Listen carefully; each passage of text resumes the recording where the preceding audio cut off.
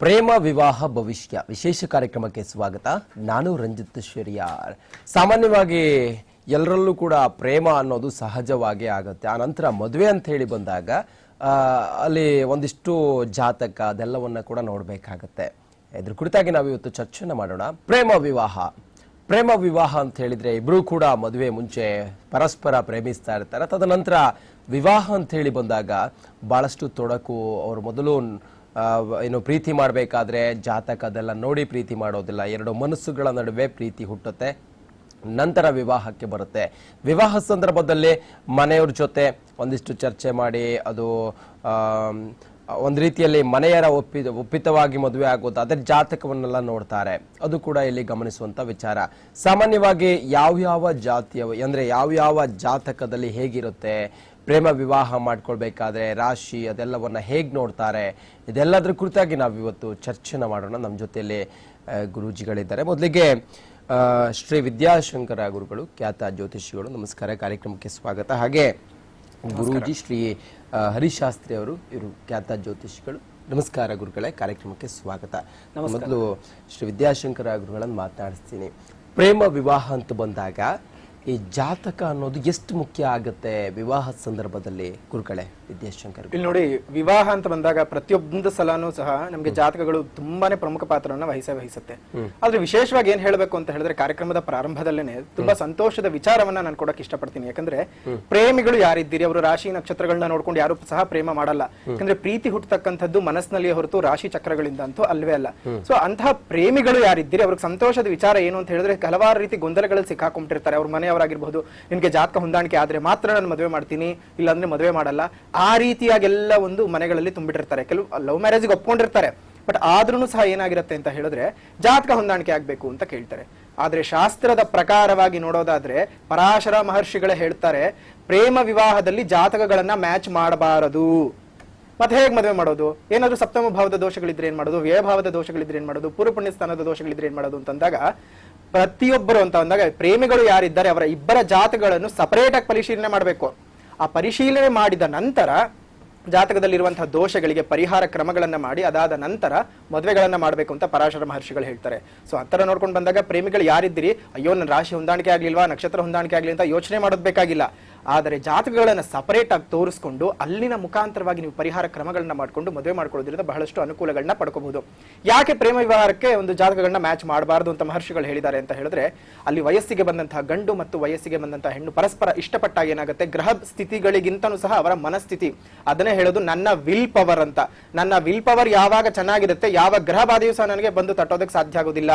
ಯಾಕಂದ್ರೆ ನಾನು ಆಕೆ ಜೊತೆ ಬಾಳ್ಬೇಕು, ನಾನು ಆತನ ಜೊತೆ ಬಾಳ್ಬೇಕು ಅಂತ ಒಂದು ಗಟ್ಟಿ ನಿರ್ಧಾರ ಮಾಡ್ಕೊಂಡು ಬಂದ ನಂತರ ಏನೇ ಕಷ್ಟಗಳಿರ್ಲಿ, ಏನೇ ಸುಖಗಳಿರ್ಲಿ, ಏನೇ ಒಂದು ನೆಮ್ಮದಿಯ ಭಾವಗಳಿರ್ಲಿ ಅಥವಾ ದುಃಖಗಳೇ ಇರಲಿ, ಒಂದು ಶೋಕಗಳೇ ಇರಲಿ, ಅನುಭವಿಸ್ಕೊಂಡು ಹೋಗ್ಲೇಬೇಕು. ಆ ಥರ ಮನಸ್ಥಿತಿಯನ್ನ ನಾನು ನಿರ್ಧಾರ ಮಾಡ್ಕೊಂಡ್ಮೇಲೆ ಯಾವುದೇ ಕಾರಣಕ್ಕೂ ಆ ಹೆಣ್ಣನ್ನ ಕೈ ಬಿಡಬಾರ್ದು, ಆ ಗಂಡನ್ನ ಕೈ ಬಿಡಬಾರ್ದು. ಅದು ಶಾಸ್ತ್ರನೇ ಹೇಳ್ತಕ್ಕಂಥದ್ದು. ಯಾಕಂದ್ರೆ ಪ್ರತಿಯೊಂದನ್ನು ಗಮನ ಕೊಟ್ಕೊಂಡು ನೋಡ್ಕೊಂಡು ಬಂದಾಗ ಪ್ರೇಮ ವಿವಾಹ ಅಂತ ಬಂದದ್ದು ಇತ್ತೀಚಿನ ದಿನಗಳಲ್ಲಂತೂ ಅಲ್ಲವೇ ಅಲ್ಲ. ಸದಾಶಿವ ಮದುವೆ ಆಗಿದ್ದು, ಮೂರ್ ಮದುವೆ ಆಗಿದ್ದು ಸಹ ಪ್ರೇಮ ವಿವಾಹನೇ. ಯಾಕಂದ್ರೆ ಸತಿಯನ್ನು ಮದುವೆ ಆಗಿದ್ದಿರಬಹುದು, ಪಾರ್ವತಿಯನ್ನು ಮದುವೆ ಆಗಿದ್ದಿರಬಹುದು, ಗಂಗೆಯನ್ನು ಮದುವೆ ಆಗಿದ್ದಿರಬಹುದು, ಪ್ರತಿಯೊಂದನ್ನು ಅಷ್ಟೇ ಎಲ್ಲ ಪ್ರೇಮ ವಿವಾಹಗಳೇ. ಇನ್ನು ಲಕ್ಷ್ಮಿಯನ್ನ ಮೆಚ್ಚುತ್ತಾನಂತೆ ನಾರಾಯಣ, ಯಾಕೆ? ಪ್ರೇಮದಿಂದ. ಪ್ರತಿಯೊಂದನ್ನು ಅಷ್ಟೇ. ಇಲ್ಲಿ ಪ್ರೇಮ ಅಂತ ಬಂದ ತಕ್ಷಣ ಏನಾಗುತ್ತೆ, ಪ್ರತಿಯೊಬ್ಬರಿಗೂ ಬೇಕಾಗತ್ತೆ. ಇಂಥ ರಾಶಿಯವ್ರಿಗೆ ಪ್ರೇಮ ವಿವಾಹ ಬೇಡ ಅಥವಾ ಇಂಥ ನಕ್ಷತ್ರದವ್ರಿಗೆ ಪ್ರೇಮ ವಿವಾಹ ಬೇಡ ಅನ್ನೋದಕ್ಕಿಂತ ಅವರವರ ಜಾತಕದ ಆಧಾರದಲ್ಲಿ ಆ ಪ್ರೇಮ ವಿವಾಹ ಅವರಿಗೆ ಸೌಖ್ಯ ತಂದು ಕೊಡುತ್ತಾ ಅಸೌಖ್ಯ ತಂದು ಕೊಡುತ್ತಾ ಅಂತ ಹೇಳ್ಬೇಕಾಗತ್ತೆ ಹೊರತು ನೀವು ಪ್ರೇಮ ವಿವಾಹಕ್ಕೆ ಹೋಗ್ಬೇಡಿ ಅಥವಾ ನೀವು ಪ್ರೇಮ ವಿವಾಹ ಮಾಡ್ಕೊಳ್ಳಿ ಅಂತ ಹೇಳ್ಬಿಟ್ಟು ತುಂಬಾನೇ ಅದು ಸ್ವಲ್ಪ ಅಸಂಬದ್ಧ ವಿಚಾರ ಆಗೋಗ್ಬಿಡುತ್ತೆ. ಯಾಕಂದ್ರೆ ಪ್ರೀತಿ ಅಂತಕ್ಕಂಥ ಪ್ರತಿಯೊಬ್ಬರ ಮನಸ್ಸಿನಲ್ಲಿ ಇರತಕ್ಕಂಥ ಭಾವನೆ, ಪ್ರತಿಯೊಬ್ಬರ ಮನಸ್ಸಿನಲ್ಲಿ ಹುಟ್ಟತಕ್ಕಂಥ ಸಹಜವಾದ ಪ್ರಕೃತಿ, ಒಂದು ಸಹಜವಾದಂತಹ ಘಟನೆಗಳು. ಆ ಘಟನೆಗಳನ್ನ ಒಂದು ಆಧಾರವಾಗಿ ಇಟ್ಕೊಂಡು ಅವರ ಮುಂದಿನ ಜೀವನಕ್ಕೆ ಅದು ತೊಂದರೆ ಮಾಡುತ್ತಾ ಇಲ್ಲ ಅಂತ ಹೇಳಿದ್ರೆ ಒಂದು ಒಳ್ಳೆಯದನ್ನ ಮಾಡುತ್ತಂತ ತಿಳ್ಕೊಂಡು ಅದಾದ ನಂತರ ಆ ಮದುವೆಗಳಿಗೆ ಹೋಗ್ತಕ್ಕಂಥದ್ದು ಬಹಳ ಒಳ್ಳೆಯದು. ಹಾಗಂತ ಪ್ರೀತಿ ಮಾಡಿದ ತಕ್ಷಣನೇ ಮದುವೆ ಆಗ್ಬೇಕು ಅಂತ ಏನಿಲ್ಲ. ಯಾಕಂದ್ರೆ ಕೃಷ್ಣ ಮತ್ತು ರಾಧೆಯರು ಎಂಥ ಒಂದು ದೊಡ್ಡ ಲವರ್ಸ್ ಅಂತ ಇಡೀ ಪ್ರಪಂಚದಲ್ಲಿ ನನ್ನ ಪ್ರಕಾರ ರೋಮಿಯೋ ಜೂಲಿಯಟ್ ಅಂತ ಹೇಳ್ತಾರೆ. ಬಟ್ ಆದ್ರೆ ನನ್ನ ಪ್ರಕಾರ ನೋಡೋದಾದ್ರೆ ಕೃಷ್ಣ ಮತ್ತು ರಾಧೆ ಯಾವಾಗ್ಲೂ ತುಂಬಾ ದೊಡ್ಡ ಪ್ರೇಮಿಗಳಾಗಿ ನಿಂತ್ಕೊಳ್ತಾರೆ. ಯಾಕಂತ ಹೇಳಿದ್ರೆ ನೋಡಿ, ಕೃಷ್ಣ ಎಷ್ಟು ಇಷ್ಟಪಟ್ಟಿದ್ದ ರಾಧೆಯನ್ನ, ರಾಧೆ ಎಷ್ಟು ಕೃಷ್ಣನನ್ನ ಇಷ್ಟಪಟ್ಟಿದ್ಲು. ಆದ್ರೆ ಅವ್ರು ಪರಸ್ಪರ ಯಾವತ್ತೂ ಮದುವೆ ಆಗ್ಲಿಲ್ಲ. ಯಾವಾಗ್ಲೂ ದೂರ ಆದ್ರೂ ನನ್ನ ಒಂದು ಪ್ರೇಮಿ ತುಂಬಾ ಚೆನ್ನಾಗಿ ಬಾಳಲಿ, ಅವ್ನು ಬೇರೆ ಮದುವೆ ಮಾಡ್ಕೊಳ್ಳಿ ಅಂತ ಆಸೆ ಪಟ್ಲು. ಅದೇ ರೀತಿಯಾಗಿ ಕೃಷ್ಣನು ಅವಳು ಇನ್ನೊಂದು ಮದುವೆ ಮಾಡ್ಕೊಳ್ತಾಳೆ ರಾಧೆ. ಆ ಮದುವೆ ಬೇರೆ ಹುಡುಗನ ಮದುವೆ ಮಾಡ್ಕೊಂಡು ಅವಳು ಚೆನ್ನಾಗಿ ಬಾಳ್ಲಿ ಅಂತ ರಾಧಾಕೃಷ್ಣ ಇಬ್ರು ಬೇರೆ ಬೇರೆ ಆಗಿ ಹೋಗ್ತಾರೆ. ಅದಕ್ಕೆ ಸಹ ಹೇಳೋದು ಯಾವಾಗ್ಲೂ ರಾಧಾಕೃಷ್ಣ ಅಂತ ಹೇಳ್ತಾರೆ ಹೊರತು ರುಕ್ಮಿಣಿ ಕೃಷ್ಣ ಅಂತ ಹೇಳಲ್ಲ. ರುಕ್ಮಿಣಿ ಹೆಸರು ಬರ್ಬೇಕಾದ್ರೆ ಮೊದಲು ಕೃಷ್ಣನ ಹೆಸರು ಬಂದು ಆಮೇಲೆ ಒಂದು ರುಕ್ಮಿಣಿ ಹೆಸರು, ಕೃಷ್ಣನ ಹೆಸರು ಬಂದ ನಂತರ ರುಕ್ಮಿಣಿ ಹೆಸರು ಬರುತ್ತೆ ಹೊರತು ರುಕ್ಮಿಣಿ ಹೆಸರು ಬಂದ ನಂತರ ಕೃಷ್ಣನ ಹೆಸರು ಬರಲ್ಲ. ಆದ್ರೆ ರಾಧೆ ಅಂತ ಬಂದ ತಕ್ಷಣ ಏನಾಗುತ್ತೆ, ಪ್ರೇಮಕ್ಕೋಸ್ಕರ ಕೃಷ್ಣ ರಾಧೆ ಹೆಸರು ಮೊದಲಿರ್ಲಿ ಅಂತ ಹೇಳಿ ರಾಧಾಕೃಷ್ಣ ಆಗಿದ್ದಾನೆ. ಆ ಪ್ರೇಮಕ್ಕೆ ಕೃಷ್ಣ ಕೊಟ್ಟಂತಹ ಒಂದು ಮೌಲ್ಯ ಅಂತದ್ದು. ಯಾಕಂದ್ರೆ ಕೆಲವೊಂದು ವಿಚಾರಗಳನ್ನ ಹೇಳ್ಬೇಕಾದ್ರೆ ಬಹಳಷ್ಟು ಸಂತೋಷವಾಗುತ್ತೆ. ಪುರಾಣಗಳಿಂದ ಎಲ್ಲಾನು ಸಹ ಉಲ್ಲೇಖಗಳನ್ನ ತಗೊಂಡ್ ಬಂದಾಗ್ಲೂ ಅಷ್ಟೇ, ದೇವಯಾನಿ ಮತ್ತು ಕಚನ ಒಂದು ಪ್ರೇಮ ಸಂಘಟನೆಗಳಿರಬಹುದು, ಅಥವಾ ಅವರಿಬ್ಬರು ನಡೆದಂತ ಒಂದು ಪ್ರೇಮ ಬಾಂಧವ್ಯಗಳಿರಬಹುದು. ಅವರಿಬ್ರು ಪ್ರೇಮ ಒಂದು ಮದುವೆ ಮಾಡ್ಕೋಬೇಕು ಅಂತಾರೆ, ಆದ್ರೆ ಪರಿಸ್ಥಿತಿಯ ಅನುಗುಣಕ್ಕೆ ಸಿಕ್ಕಾಕೊಂಬಿಟ್ಟು ಏನ್ ಮಾಡ್ತಾನೆ ಕಚ, ಮದುವೆ ಆಗೋದಕ್ಕೆ ಸಾಧ್ಯ ಆಗಲ್ಲ. ಕಚ ಯಾರು? ಬೃಹಸ್ಪತಿ ಆಚಾರ್ಯರ ಮಗ. ಕೆಲವೊಂದು ಸಂದರ್ಭಗಳು ಉಂಟಾಗ್ತವೆ. ಆ ಸಂದರ್ಭಗಳು ಹೇಳೋದಕ್ಕೆ ಇದು ಈ ಕಾರ್ಯಕ್ರಮ ಅಲ್ಲ. ಬಟ್ ಆದ್ರೆ ಅಲ್ಲೂ ಸಹ ಪ್ರೇಮ ವಿವಾಹಗಳು, ಪ್ರೇಮ ವೈಫಲ್ಯಗಳು ಎಲ್ಲಾ ಬರ್ತವೆ. ಅದೇ ರೀತಿ ನಮ್ಮ ಈಗಿನ ಕಾಲಘಟ್ಟಕ್ಕೆ ನೋಡ್ಕೊಂಡಾಗ ತುಂಬಾ ಬೇಜಾರಿನ ಸಂಗತಿ ಏನು ಅಂತ ಹೇಳಿದ್ರೆ, ಕಮಿಟ್ ಆಗ್ತಾರೆ, ಆದ್ರೆ ಒಬ್ರ ಜೊತೆ ಕಮಿಟ್ ಆಗಿರೋದು ತುಂಬಾ ಜನ ಕಮ್ಮಿ. ಈಗ 2 ಜನ 3 ಜನ ಈ ರೀತಿ ಪ್ರೀತಿಗೆ ಅರ್ಥವಿಲ್ಲವೇನೋ ಅನ್ನೋ ರೀತಿಯಲ್ಲಿ ಅವರ ಬಾಂಧವ್ಯಗಳನ್ನ ಬೆಳೆಸ್ಕೊಂಡು ಹೋಗ್ತಾರೆ. ಅವರ ಲಾಲಸೆಗಳಿಗಿರಬಹುದು, ಅಥವಾ ಅವರ ಲೋಭಗಳಿಗೆ ಹೋಗ್ಬೋದು, ಅಥವಾ ಮೋಹಗಳಿಗೆ ಹೋಗ್ಬೋದು. ಬೇಜಾರಿನ ಸಂಗತಿಗಳು ಇತ್ತೀಚಿನ ದಿನಮಾನಗಳಲ್ಲಿ ತುಂಬಾನೇ ನಡೀತಿದೆ. ಬಟ್ ಆದ್ರೆ ಜಾತಕಗಳು ಅಂತ ಬಂದಾಗ ಏನಾಗುತ್ತೆ, ಯಾರಿಗೆ ಒಂದು ಪ್ರೇಮ ವಿವಾಹ ಆದ್ರೆ ಒಳ್ಳೇದು, ಯಾರ ಜಾತಕದಲ್ಲಿ ಪ್ರೇಮ ವಿವಾಹ ಇರುತ್ತೆ, ಆ ಒಂದು ಪ್ರೇಮ ವಿವಾಹವನ್ನ ಕಂಡುಹಿಡ್ಕೊಳ್ಳೋದು ಹೇಗೆ ಅಂತ ನೋಡೋದಾದ್ರೆ, ಲಗ್ನದಿಂದ ದ್ವಿತೀಯ ಸ್ಥಾನ ಪ್ರೇಮ ಸ್ಥಾನ. ಆ ಪ್ರೇಮ ಸ್ಥಾನದಲ್ಲಿ ಏನಾದ್ರೂ ಶುಕ್ರನಿದ್ರೆ ಅಥವಾ ಶುಕ್ರನ ಮನೆಯಾಗಿದ್ದರೆ, ಶುಕ್ರನ ವೀಕ್ಷಣೆ ಇದ್ರೆ ಖಂಡಿತವಾಗ್ಲೂ ಏನಾಗುತ್ತೆ, ಪ್ರೇಮವನ್ನ ಕೊಡ್ತಾನೆ. ಖಂಡಿತವಾಗ್ಲೂ ಅವರು ಪ್ರೀತಿ ಮಾಡಿಯೇ ಮಾಡ್ತಾರೆ, 100% ಲವ್ ಮಾಡೇ ಮಾಡ್ತಾರೆ. ಆದ್ರೆ ಮದುವೆ ಆಗ್ತಾರಾ ಅದನ್ನ ಚೆಕ್ ಮಾಡ್ಕೋಬೇಕು. ಜಾತಕದಲ್ಲಿ ಪ್ರತಿಯೊಬ್ಬರಿಗೂ ಅಷ್ಟೇ ಪ್ರೇಮ, ಪ್ರತಿಯೊಬ್ಬ ಮನುಷ್ಯನಿಗೂ ಕ್ರಶ್ಗಳಾಗೇ ಆಗ್ತವೆ. ಕ್ರಶ್ಗಳಾಗಿದ್ದೆಲ್ಲ ಲವ್ಗಳಾಗಿ ಕನ್ವರ್ಟ್ ಆಗಲ್ಲ, ಲವ್ ಆಗಿ ಕನ್ವರ್ಟ್ ಆಗಿದ್ದೆಲ್ಲಾನು ಸಹ ಮದುವೆಗಳಾಗಿ ಕನ್ವರ್ಟ್ ಆಗಲ್ಲ. ಬೇಕಾದಷ್ಟು ಹಿಸ್ಟ್ರಿಗಳನ್ನ ನೋಡ್ಕೋಬಹುದು. ಇಲ್ಲಿ ಜಾತಕಗಳಲ್ಲಿ ಆ ತರ ಒಂದು ಸಂಪರ್ಕಗಳು, ಶುಕ್ರನ ಸಂಪರ್ಕಗಳು ಬಂದಾಗ ಖಂಡಿತವಾಗ್ಲೂ ಅವರಿಗೆ ಲವ್ ಆಗೇ ಆಗುತ್ತೆ. ಅದಾದ ನಂತರ ಮದುವೆ ಅಂತ ವಿಚಾರ ಬಂದಾಗ ಸಪ್ತಮ ಭಾವ ಮತ್ತು ವ್ಯಯ ಭಾವಗಳನ್ನ ನೋಡ್ಲೇಬೇಕು. ಸಪ್ತಮ ಭಾವದ ದೋಷಗಳು ಕಂಡು ಬಂದರೆ ಏನಾಗುತ್ತೆ ಅಂತ ಹೇಳಿದ್ರೆ, ಖಂಡಿತವಾಗ್ಲೂ ಅವ್ರಿಗೆ ಏನಾಗುತ್ತೆ, ಒಂದು ಲವ್ ಫೇಲ್ಯೂರ್ಸ್ಗಳಾಗುತ್ತೆ.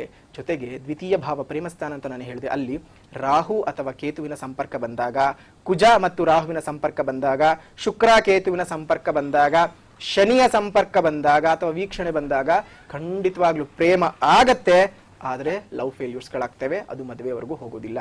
ಶುಕ್ರ ಆಗ್ಲೇ ಹೇಳಿದಾಗೆ ಶುಕ್ರನ ಸ್ಥಿತಿ ಇರ್ತಕ್ಕಂಥ ರಾಶಿಗಳು ಅಗ್ನಿತತ್ವ ರಾಶಿನ ಸ್ಥಿತನಾಗಿದ್ದಾನೋ, ವಾಯುತತ್ವ ರಾಶಿನ ಸ್ಥಿತನಾಗಿದ್ದಾನೋ, ಅಥವಾ ಪೃಥ್ವಿ ತತ್ವ ಒಂದು ರಾಶಿಗಳ ಸ್ಥಿತನಾಗಿದ್ದಾನೋ, ಅದ್ರ ಮೇಲೂ ಸಹ ಲೆಕ್ಕಾಚಾರಗಳನ್ನ ಮಾಡಿಕೊಂಡು ಯಾವ ರಾಶಿಗಳಲ್ಲಿ ಸ್ಥಿತನಾಗಿದ್ದಾಗ ಅವನು ಯಾವ ರೀತಿಯ ಫಲಗಳನ್ನ ಕೊಡ್ತಾನೆ, ಅಥವಾ ಬೇರೆ ಇನ್ಯಾವುದೇ ರೀತಿ ಒಂದು, ಯಾಕಂದ್ರೆ ಪ್ರೇಮ ಅಂತ ಬಂದ ತಕ್ಷಣ ಶುಕ್ರನ್ನೇ ನಾವು ನೋಡ್ಬೇಕಾಗತ್ತೆ.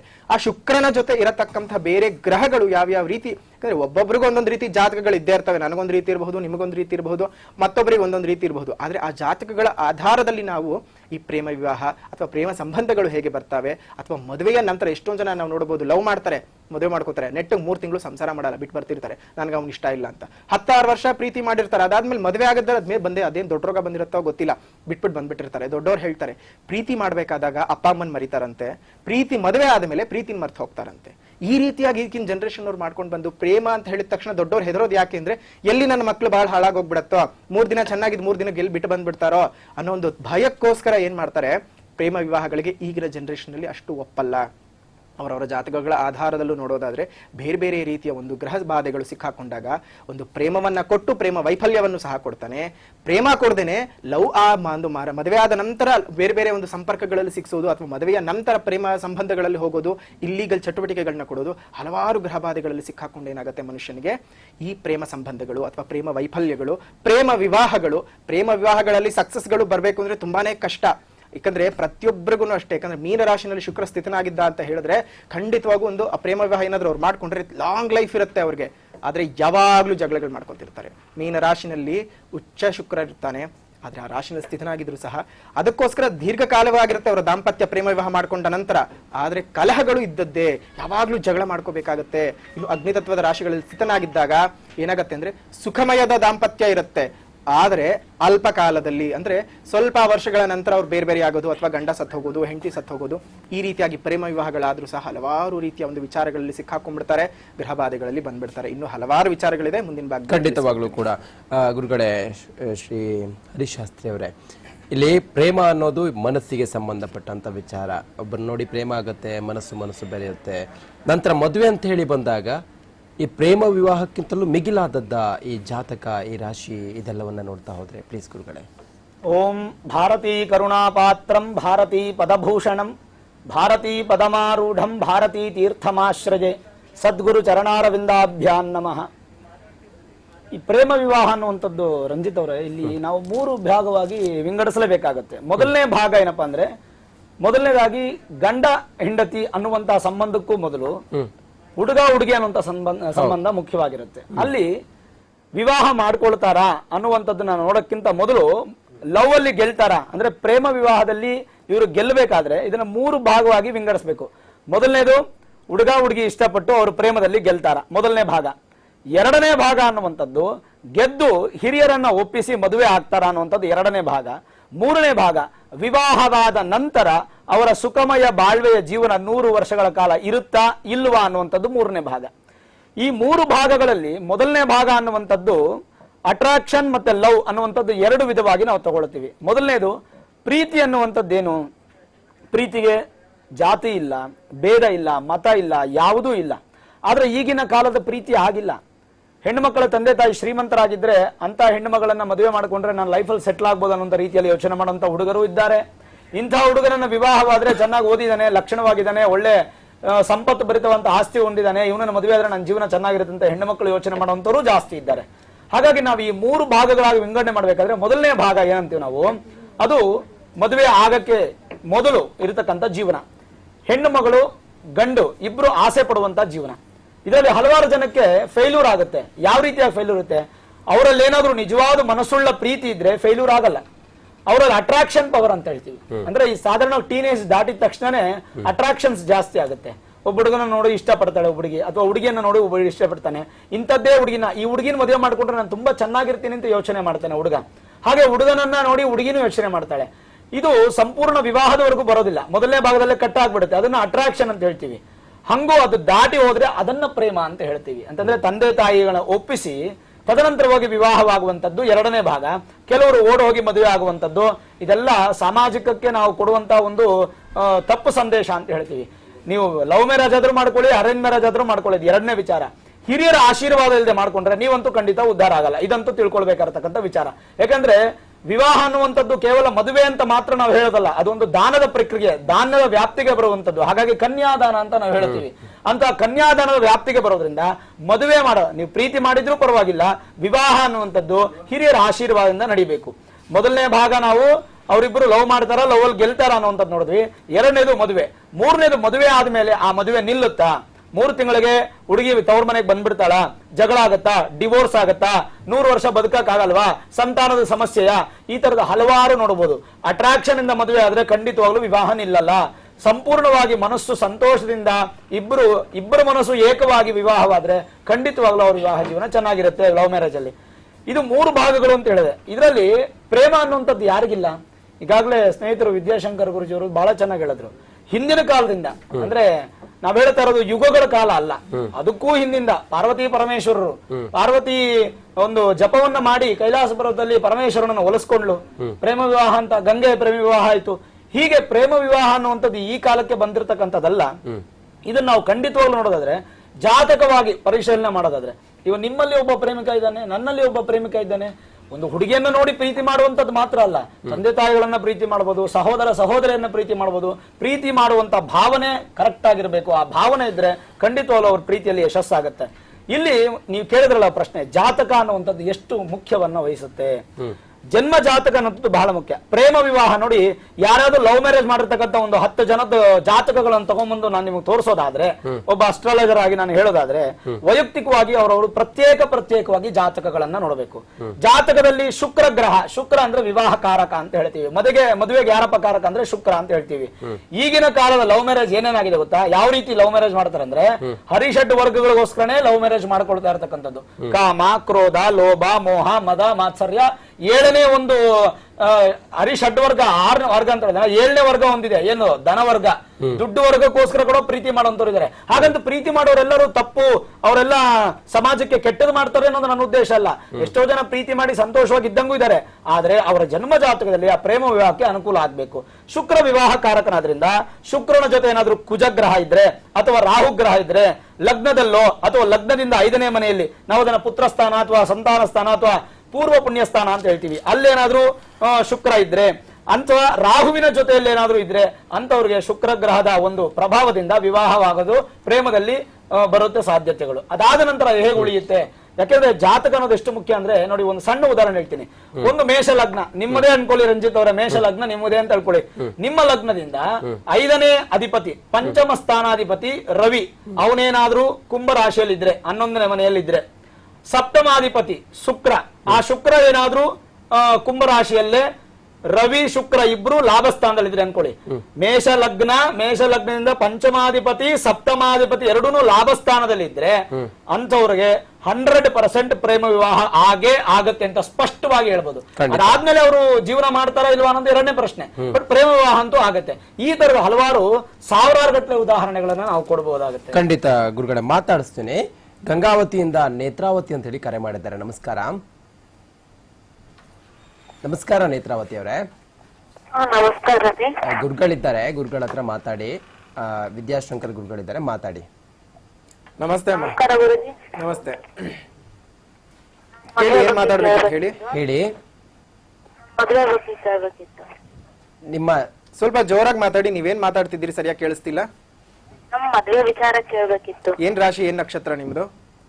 ನಮ್ದು ವೃಶ್ಚಿಕ ರಾಶಿ, ಅನುರಾಧ ನಕ್ಷತ್ರ. ಅನುರಾಧ ನಕ್ಷತ್ರ, ವೃಶ್ಚಿಕ ರಾಶಿ. ಈಗ ಜನ್ಮದಲ್ಲಿ ಗುರು ಇರೋದ್ರಿಂದ ಸ್ವಲ್ಪ ತಡವಾಗುತ್ತೆ. ಮುಂದಿನ ವರ್ಷದ ನಂತರ ಮದುವೆ ಸೆಟ್ ಆಗುವಂತಹ ಎಲ್ಲಾ ಲಕ್ಷಣಗಳು ಇದಾವೆ. ಯೋಚನೆ ಮಾಡಬೇಡಿ, ಮುಂದಿನ ವರ್ಷಕ್ಕೆ ಮದುವೆ ಆಗುತ್ತೆ. ಓಕೆ, ಧನ್ಯವಾದಗಳು ನೇತ್ರಾವತಿ ಅವರೇ, ನಮ್ಮ ಜೊತೆ ಮಾತಾಡಿದಕ್ಕೆ, ಕರೆ ಮಾಡಿ ಮಾತಾಡೋದಕ್ಕೆ. ಖಂಡಿತವಾಗ್ಲು ವಿದ್ಯಾಶಂಕರ್ ಗುರುಗಳೇ, ಯಾವ ರಾಶಿಯವರಿಗೆ ಪ್ರೇಮ ವಿವಾಹ ಆಗ್ಲಿಕ್ಕೆ ಸಾಧ್ಯತೆ ಇರುತ್ತೆ? ಯಾವ ರಾಶಿಯವರಿಗೆ ಅಂದ್ರೆ ಪ್ರೇಮ ವಿವಾಹದಲ್ಲಿ ಸಕ್ಸಸ್ ಆಗುವಂತ ಸಾಧ್ಯತೆ ಇರುತ್ತೆ ಪ್ರೇಮ ಆದ್ರೆ ಅನ್ನೋದು? ಇಲ್ಲಿ ನೋಡಿ, ಸಕ್ಸಸ್ ನಾನು ಯೋಚನೆ ಮಾಡುವಂತಹ ವಿಚಾರಗಳು ಬಂತ ಹೇಳಿದ್ರೆ, ನಾನು ರಾಶಿಗಳಾಗಿ ನಾನು ಯಾವತ್ತೂ ಸಹ ನಾನು ಲೆಕ್ಕ ಮಾಡೋದಿಲ್ಲ. ಯಾಕಂದ್ರೆ ಲಗ್ನಗಳ ಆಧಾರದಲ್ಲಿ, ಅವರ ವೈಯಕ್ತಿಕ ಒಂದು ಜಾತಕಗಳ ಆಧಾರದಲ್ಲಿ ಅವ್ರಿಗೆ ಸಕ್ಸಸ್ ಸಿಗುತ್ತೆ. ಯಾಕಂದ್ರೆ ಒಂದು ಮೇಷರಾಶಿನಲ್ಲಿ ಹುಟ್ಟಿರ್ತಕ್ಕಂತಹ ವ್ಯಕ್ತಿ ಲಕ್ಷ ಜನ ಹುಟ್ಟಿರ್ತಾರೆ, ಕೋಟಿ ಜನ ಹುಟ್ಟಿರ್ತಾರೆ. ಅವ್ರು ಎಲ್ರಿಗೂ ಅದೇ ರೀತಿ ಫಲಾನೇ ಸಿಗಬೇಕು ಅಂತ ಇಲ್ಲ. ಅಲ್ಲಿ ವ್ಯತ್ಯಾಸಗಳು ಬರ್ತವೆ. ಆ ವ್ಯತ್ಯಾಸಗಳನ್ನು ನಾವು ಕಂಡುಹಿಡ್ಕೋಬೇಕು ಅಂದ್ರೆ ಅವರ ವೈಯಕ್ತಿಕ ಜಾತಕವನ್ನೇ ನೋಡ್ಬೇಕು. ಆ ಲಗ್ನದ ಒಂದು ಪರಿಸ್ಥಿತಿಯ ಆಧಾರದಲ್ಲಿ ಪ್ರೇಮ ಸ್ಥಾನದ ಅಧಿಪತಿ ಯಾರು ನೋಡ್ಬೇಕು. ಈಗೇನೋ ಪ್ರೇಮ ಅಂತ ಹೇಳಿದ ತಕ್ಷಣ ಶುಕ್ರ ಸಾಮಾನ್ಯ ವಿಚಾರದಲ್ಲಿ, ಆದ್ರೆ ಪ್ರತಿಯೊಂದು ಲಗ್ನಗಳಿಗೂ ಸಹ ಬದಲಾಗುತ್ತವೆ. ಪ್ರೇಮ ಸ್ಥಾನದ ಅಧಿಪತಿ ಯಾರು, ಅವನು ಎಷ್ಟನೇ ಭಾವದಲ್ಲಿದ್ದಾನೆ, ನೀಚ ಸ್ಥಾನದಲ್ಲಿದ್ದಾನೋ, ಉಚ್ಚ ಸ್ಥಾನದಲ್ಲಿದ್ದಾನೋ, ಅಥವಾ ಕೇಂದ್ರ ಸ್ಥಾನಗಳಲ್ಲಿದ್ದಾನೋ, ಅಥವಾ ಬೇರೆ ಯಾವ್ದಾದ್ರು ಶುಭಗ್ರಹಗಳ ಜೊತೆ ಕೂತ್ಕೊಂಡಿದ್ದಾನೋ, ಅದನ್ನೆಲ್ಲ ಜಾತಕಗಳನ್ನ ನೋಡಿ ಅದಾದ ನಂತರ ಒಂದು ನಿರ್ಧಾರಕ್ಕೆ ಬರ್ತಕ್ಕಂಥದ್ದು ಬಹಳಷ್ಟು ಒಳ್ಳೆ ಕ್ರಮಗಳಾಗಿರ್ತವೆ. ಅದನ್ನು ಸಾಮಾನ್ಯವಾಗಿ ಹೇಳ್ಬೇಕು ಅಂತ ಹೇಳಿದ್ರೆ, ಸಾಮಾನ್ಯವಾಗಿ ಪ್ರೀತಿಗಳಲ್ಲಿ ಸಿಕ್ಕಾಕೊಳ್ತಕ್ಕಂಥ ರಾಶಿಗಳು ಯಾವ್ದ್ಯಾವ್ದು ಅಂದ್ರೆ ಈ ದ್ವಿಸ್ವಭಾವ ರಾಶಿಗಳು. ಪ್ರತಿಯೊಂದು ಅಷ್ಟೇ, ನಾವೊಂದು 4 ರಾಶಿಗಳಿದ್ದಾವೆ ದ್ವಿಸ್ವಭಾವ ರಾಶಿಗಳು. ಯಾವ್ದ್ಯಾವ್ದು? ಮೀನರಾಶಿ ಇರ್ಬೋದು, ಮಿಥುನ ರಾಶಿ ಇರ್ಬೋದು, ಕನ್ಯಾ ರಾಶಿ ಇರ್ಬೋದು, ಅದಾದ ನಂತರ ಧನುಸ್ಸು ರಾಶಿ ಇರ್ಬೋದು. ಈ 4 ರಾಶಿಗಳು ಸಹ ಸಾಮಾನ್ಯವಾಗಿ ಪ್ರೀತಿ ಪ್ರೇಮ ವಿಚಾರಗಳಲ್ಲಿ ಸಿಲುಕು ಹಾಕೊಳ್ಳುತ್ತೆ. ಅದಾದ ನಂತರ 100% ಇವರು ಲವ್ ಮ್ಯಾರೇಜ್ಗಳನ್ನ ಮಾಡ್ಕೊಳ್ಳೋದಕ್ಕೆ ಸಾಧ್ಯತೆ ಇದೆ. ಯಾಕಂದ್ರೆ ಇದು ಜನರಲ್ ಆಗುತ್ತೆ ಅಷ್ಟೇ, ಇದೇ ರೀತಿ ಆಗತ್ತೆ ಅಂತಲ್ಲ, ಜನರಲ್ ಆಗಿ ಹೇಳ್ತಾ ಇರ್ತಕ್ಕಂಥ ವಿಚಾರಗಳು. ಇಂತಹ ರಾಶಿಯವರಿಗೆ ಇಂಥ ಫಲಗಳು ಅಂತ ಬಂದಾಗ, ಒಂದು ವೃಷಭ ರಾಶಿ ಇರ್ತಕ್ಕಂಥದ್ದಾಗಿರ್ಬೋದು, ಕುಂಭ ರಾಶಿ ಇರ್ಬೋದು, ಇವ್ರು 100% ಲವ್ ಮ್ಯಾರೇಜ್ಗಳಿಗೆ ಹೋಗ್ತಾರೆ. ಆಗ್ಲೇ ನಾನು ಹೇಳಿದಂತ 4 ರಾಶಿಗಳವ್ರು ಏನಾಗುತ್ತೆ, ಲವ್ ಆಗತ್ತೆ, ಮದುವೆವರೆಗೂ ಹೋಗೋದು ಕಷ್ಟ. ಆದ್ರೆ ಇವ್ರಿಗೆ ಲವ್ ಆಗತ್ತೆ, ಮದುವೆನೂ ಸಹ ಮಾಡ್ಕೊಳ್ತಾರೆ. ಎಸ್ಪೆಷಲಿ ಈ ಸಿಂಹ ರಾಶಿಯವ್ರಿಗೆ ಏನಾದ್ರು ಲವ್ ಮ್ಯಾರೇಜ್ಗಳಾಗ್ಬಿಟ್ರೆ ಖಂಡಿತವಾಗ್ಲೂ ಹೇಳ್ತೀನಿ, ಅವ್ರ ಜೀವನದಲ್ಲಿ ನೆಮ್ಮದಿಯನ್ನ ಕಾಣಲ್ಲ. ಲವ್ ಮ್ಯಾರೇಜ್ಗಳಿಂದ ಅವ್ರಿಗೆ ತುಂಬಾನೇ ಅಪಾಯಗಳು ಬರತ್ತೆ ಹೊರತು ಒಂದು ಉತ್ತಮವಾದಂತಹ ಜೀವನವನ್ನ ನೋಡಲ್ಲ. ಆದ್ರೆ ಲವ್ ಮಾಡ್ಬೇಕಾದ್ರೆ ತುಂಬಾ ಚೆನ್ನಾಗಿ ಲವ್ ಮಾಡಿರ್ತಾರೆ. ಆದ್ರೆ ಮದುವೆ ಆದ ನಂತರ ಸಿಂಹರಾಶಿಯವರಿಗೆ, ಕರ್ಕರಾಶಿಯವರಿಗೆ ತುಂಬಾನೇ ದೊಡ್ಡ ಹೊಡೆತಗಳು ಬಂದ್ಬಿಡತ್ತೆ, ಹೇಳೋದಕ್ಕೆ ಸಾಧ್ಯ ಇಲ್ಲ. ಮೇಷರಾಶಿಗೆ ದ್ವಿತೀಯಾಧಿಪತಿ ಅಂದ್ರೆ ಪ್ರೇಮಸ್ಥಾನದ ಅಧಿಪತಿನೇ ಶುಕ್ರನಾಗ್ತಾನೆ. ಮೇಷ ಲಗ್ನಕ್ಕೆ ಶುಕ್ರ ಎಂಥ ಪರಮ ಪಾಪಿ ಅಂತ ಹೇಳಿದ್ರೆ, ಅವನು ಪ್ರೀತಿ ಏನೋ ಕೊಡ್ತಾನೆ, ಜೀವನದಲ್ಲಿರುವಂತಹ ಸುಖ, ನೆಮ್ಮದಿ, ಶಾಂತಿ, ಸೌಖ್ಯಗಳನ್ನೆಲ್ಲ ಕಿತ್ಕೊಂಡ್ಬಿಡ್ತಾನೆ. ಯಾಕಂದ್ರೆ ಶುಕ್ರ ಅಂತ ಹೇಳಿದ ತಕ್ಷಣ ಶುಕ್ರ ದಶಕಾಲ ಬಂತು, ಅಥವಾ ಶುಕ್ರನ ಒಂದು ದಶಗಳು ನಡೀತಿದ್ದಾವೆ ಅಂತ ಹೇಳಿದ ತಕ್ಷಣ ತುಂಬಾ ಖುಷಿಯಾಗಿ ಹೋಗ್ತಾರೆ. ಆದ್ರೆ ಮೇಷ ಲಗ್ನಕ್ಕೆ, ಮೇಷ ರಾಶಿಯವರಿಗೆ ಪರಮ ಪಾಪಿಯಾಗಿ ಅವನು ಹೆಂಗೆ ಕೆಲಸ ಮಾಡ್ತಾನೆ ಅಂದ್ರೆ, ಇರೋದನ್ನೆಲ್ಲ ಕಿತ್ಕೊಂಡ್ಬಿಡ್ತಾನೆ. ಅವ್ರ ಜೀವನದಲ್ಲಿ ನೆಮ್ಮದಿ ಅಂತೂ ಕೊಡೋದಿಲ್ಲ. ಲವ್ ಮಾಡ್ಕೊಳ್ತಾರೆ, ಆದ್ರೆ ಮದುವೆ ಆಗಲ್ಲ. ಮದುವೆ ಆಗತ್ತೆ, ನೆಮ್ಮದಿ ಕೊಡಲ್ಲ. ಏನೋ ಒಂದು ಕಿತ್ತಾಟಗಳು, ಏನೋ ಒಂದು ಜಗಳಗಳು. ಏನೋ ಒಂದು ಮನಸ್ತಾಪಗಳು, ಜಾತಕಗಳ ಆಧಾರವನ್ನ ಇಟ್ಕೊಂಡಾಗ ಅವರಿಗೆ ಯಾವ ಯಾವ ಭಾಗದ ಅಧಿಪತಿಗಳು ಬರ್ತಾರೆ, ಎಸ್ಪೆಷಲಿ ಲವ್ ಮ್ಯಾರೇಜ್ಗಳಾಗ್ಲಿ ಅಥವಾ ಲವ್ ಮಾಡಬೇಕಾದಾಗ್ಲಾಗ್ಲಿ, ಇಂಥವ್ರು ಲವ್ ಮಾಡ್ತಾರೆ ಅಂತ ಹೇಳಬೇಕು ಅಂತ ಹೇಳಿದ್ರೆ ದ್ವಿತೀಯ ಭಾವ, ಪಂಚಮ ಭಾವ ಮತ್ತು ವ್ಯಯ ಭಾವಗಳು, ಸಪ್ತಮ ಭಾವಗಳು, ಈ 4 ತುಂಬಾನೇ ಬಹಳ ಮುಖ್ಯ. 2ನೇ ಮನೆ ಲಗ್ನ ಸ್ಥಿತಿ, ಅದಾದ ನಂತರ ಸಪ್ತಮ ಭಾವ, ಪಂಚಮ ಭಾವ ಮತ್ತು ವ್ಯಯಭಾವ. ವ್ಯಯಭಾವ ಅಂತ ಹೇಳಿದ ತಕ್ಷಣ ಅದು ಶಯನಸ್ಥಾನ. ಶಯನಸ್ಥಾನ ಅಂತ ಬಂದಾಗ ಮದುವೆಯ ನಂತರದ ಜೀವನಗಳನ್ನ ನಾವು ನಿರ್ಧಾರ ಮಾಡ್ಕೊಳ್ಬೇಕಾಗಿರೋದು ಶಯನಸ್ಥಾನದಲ್ಲಿನೇ. ಸೊ ಹಾಗಾಗಿ ಅಲ್ಲಿ ಯಾವ್ದಾದ್ರು ಪಾಪಗ್ರಹಗಳಿದ್ರೆ ಮದುವೆಯ ನಂತರದಲ್ಲಿ, ಅದು ಪ್ರೇಮ ವಿವಾಹ ಆಗಿದ್ದರೂ ಸಹ ಏನಾಗತ್ತೆ, ಬೆಡ್ರೂಮ್ ನಲ್ಲಿ ಜಗಳ ಮಾಡ್ಕೊಳ್ತಾರೆ. ಅವಾಗ ಏನಾಗುತ್ತೆ, ಪ್ರತಿಯೊಂದು ರೀತಿನಲ್ಲೂ ಸಹ ಕೆಟ್ಟ ರೀತಿಯ ಪರಿಣಾಮಗಳು ಬೀರುತ್ತೆ. ಖಂಡಿತ ಗುರುಗಳೇ. ಇನ್ನು ಭಾಗ್ಯಮ್ಮ ಅಂತ ಹೇಳಿ ಕರೆ ಮಾಡಿದ್ದಾರೆ ಬೆಂಗಳೂರಿನಿಂದ. ಭಾಗ್ಯಮ್ಮ ಅವರು ನಮಸ್ಕಾರ.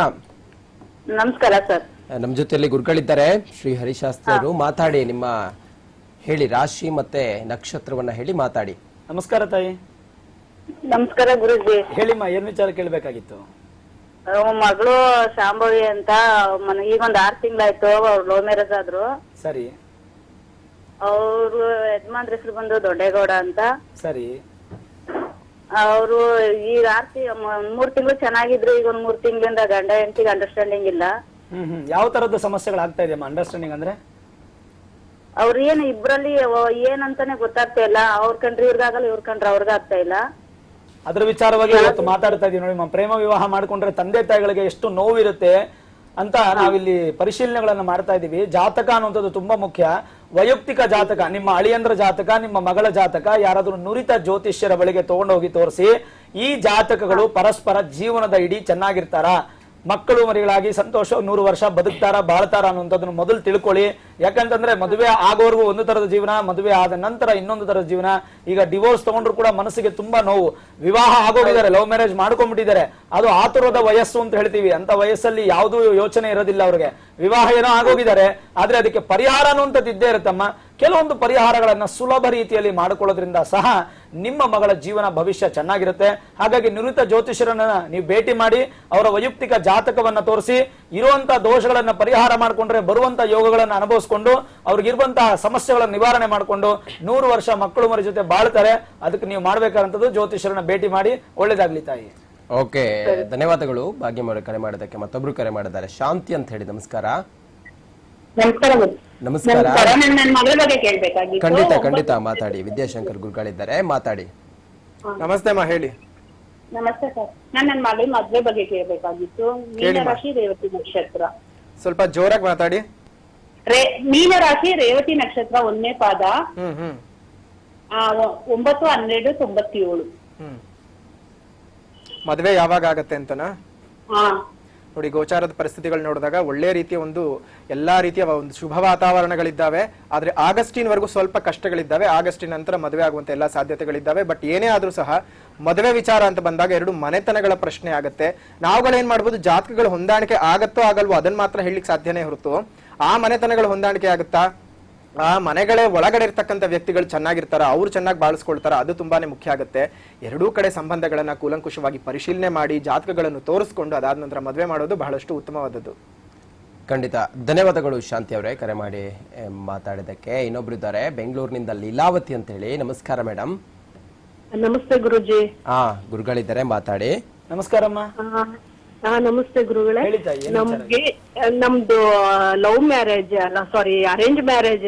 ಬಟ್ ನಮ್ ಗಂಡ ಹೆಂಡತಿ ಬಗ್ಗೆ ಯಾವ್ದೇ ರೀತಿ ಪ್ರಾಬ್ಲಮ್ ಇಲ್ಲ. ಬಟ್ ಏನಾಗಿದೆ ಅಂದ್ರೆ ಏನೇ ಮಾಡಿದ್ರು ಕೈ ಎತ್ತುತ್ತಾ ಇಲ್ಲ. ಅಂದ್ರೆ ಹಣದ ವಿಚಾರವಾಗ? ಹಣದ ವಿಚಾರದಲ್ಲೂ ಆಮೇಲೆ ನಮ್ಮ ಹಸ್ಬೆಂಡ್ ನಮ್ದು ಏನ್ ಪ್ರಾಬ್ಲಮ್ ಇಲ್ಲ, ಎಲ್ಲ ಚೆನ್ನಾಗೇ ಇದೀವಿ.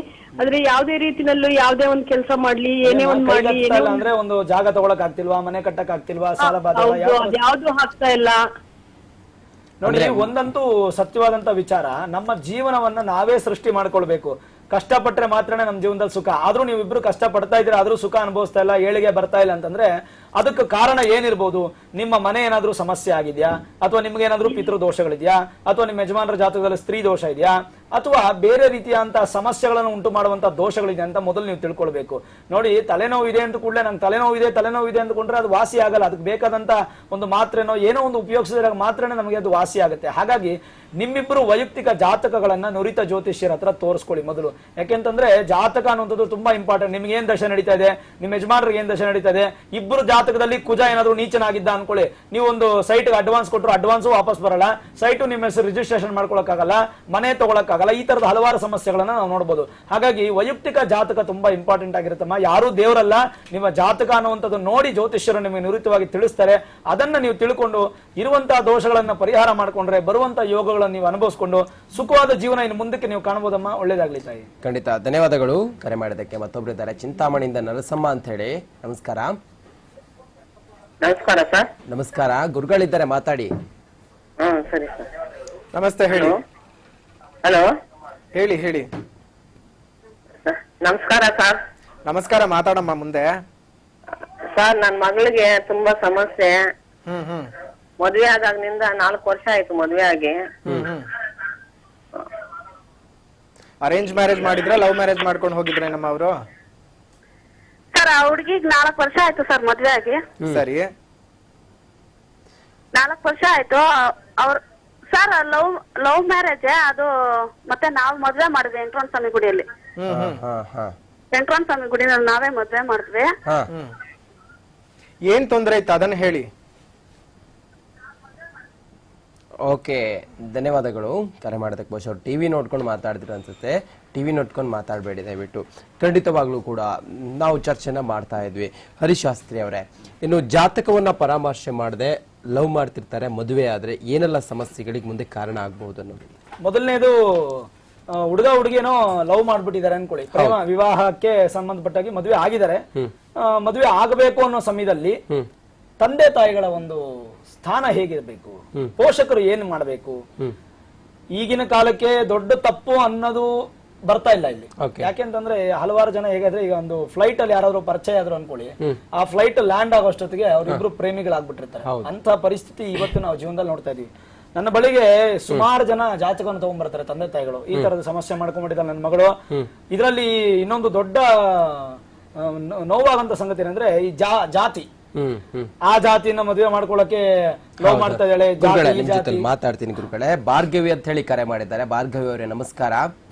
ನಮಸ್ತೆ. ನಮಸ್ತೆ ಗುರುಗಳಿದ್ದಾರೆ ಮಾತಾಡಿ. ಹರಿಶಂಕರ್ ಗುರುಗಳ ನಮಸ್ಕಾರ, ಹೇಳಿಮ್ಮ. ನಮಸ್ತೆ ಸರ್. ನಮ್ಮ ಮಗಳು ಒಂದು ಹುಡುಗನ್ ಲವ್ ಮಾಡ್ತಾ ಇದ್ದಾಳೆ. ಒಂದು ಕರ್ನಾಟಕ ರಾಶಿ. ನಿಮ್ ಮಗಳದಮ್ಮ? ಅದೇ ಕ್ರಾಬ್ ಬರುತ್ತಲ್ಲ ಸರ್. ನಿಮ್ ಮಗಳದ ಯಾವ ರಾಶಿ? ಮೀನ ರಾಶಿ. ನಿಮ್ ಮಗಳದ ಮೀನ ರಾಶಿ, ಹುಡುಗಂದು ಕರ್ಕಾಟಕ ರಾಶಿ. ಸರಿ ಸರಿ. ನೋಡಿ, ಸಾಧಾರಣವಾಗಿ ಲವ್ ಮ್ಯಾರೇಜ್ಗೆ ನಾವು ಒತ್ತು ಕೊಡೋದಿಲ್ಲಮ್ಮ. ನಮ್ಮ ಒಂದು ಶಾಸ್ತ್ರ ಅನುಸಾರವಾಗಿ ನೋಡೋದಾದ್ರೆ, ನಮ್ಮ ಒಂದು ಸನಾತನ ಧರ್ಮ, ಭಾರತದ ಭವ್ಯ ಪರಂಪರೆ ಇತಿಹಾಸದಲ್ಲಿ ಮದುವೆ ವಿಚಾರಕ್ಕೆ ಬಂದಾಗ ಮನುಷ್ಯರಿಗೆ ಹೆಚ್ಚು ಅವಕಾಶವನ್ನು ಕೊಡಲ್ಲ.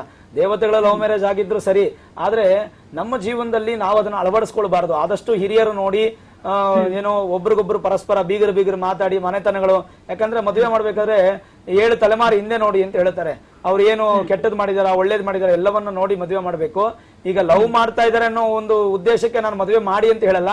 ಆದ್ರೂ ಕರ್ಕಾಟಕ ರಾಶಿಗೆ, ಮೀನ ರಾಶಿಯವ್ರ ಜೊತೆ ವಿವಾಹಕ್ಕೆ ಏನು ಸಮಸ್ಯೆಗಳಾಗಲ್ಲ, ಒಳ್ಳೇದಾಗುತ್ತೆ ಲವ್ ಮ್ಯಾರೇಜ್ ಅಲ್ಲಿ.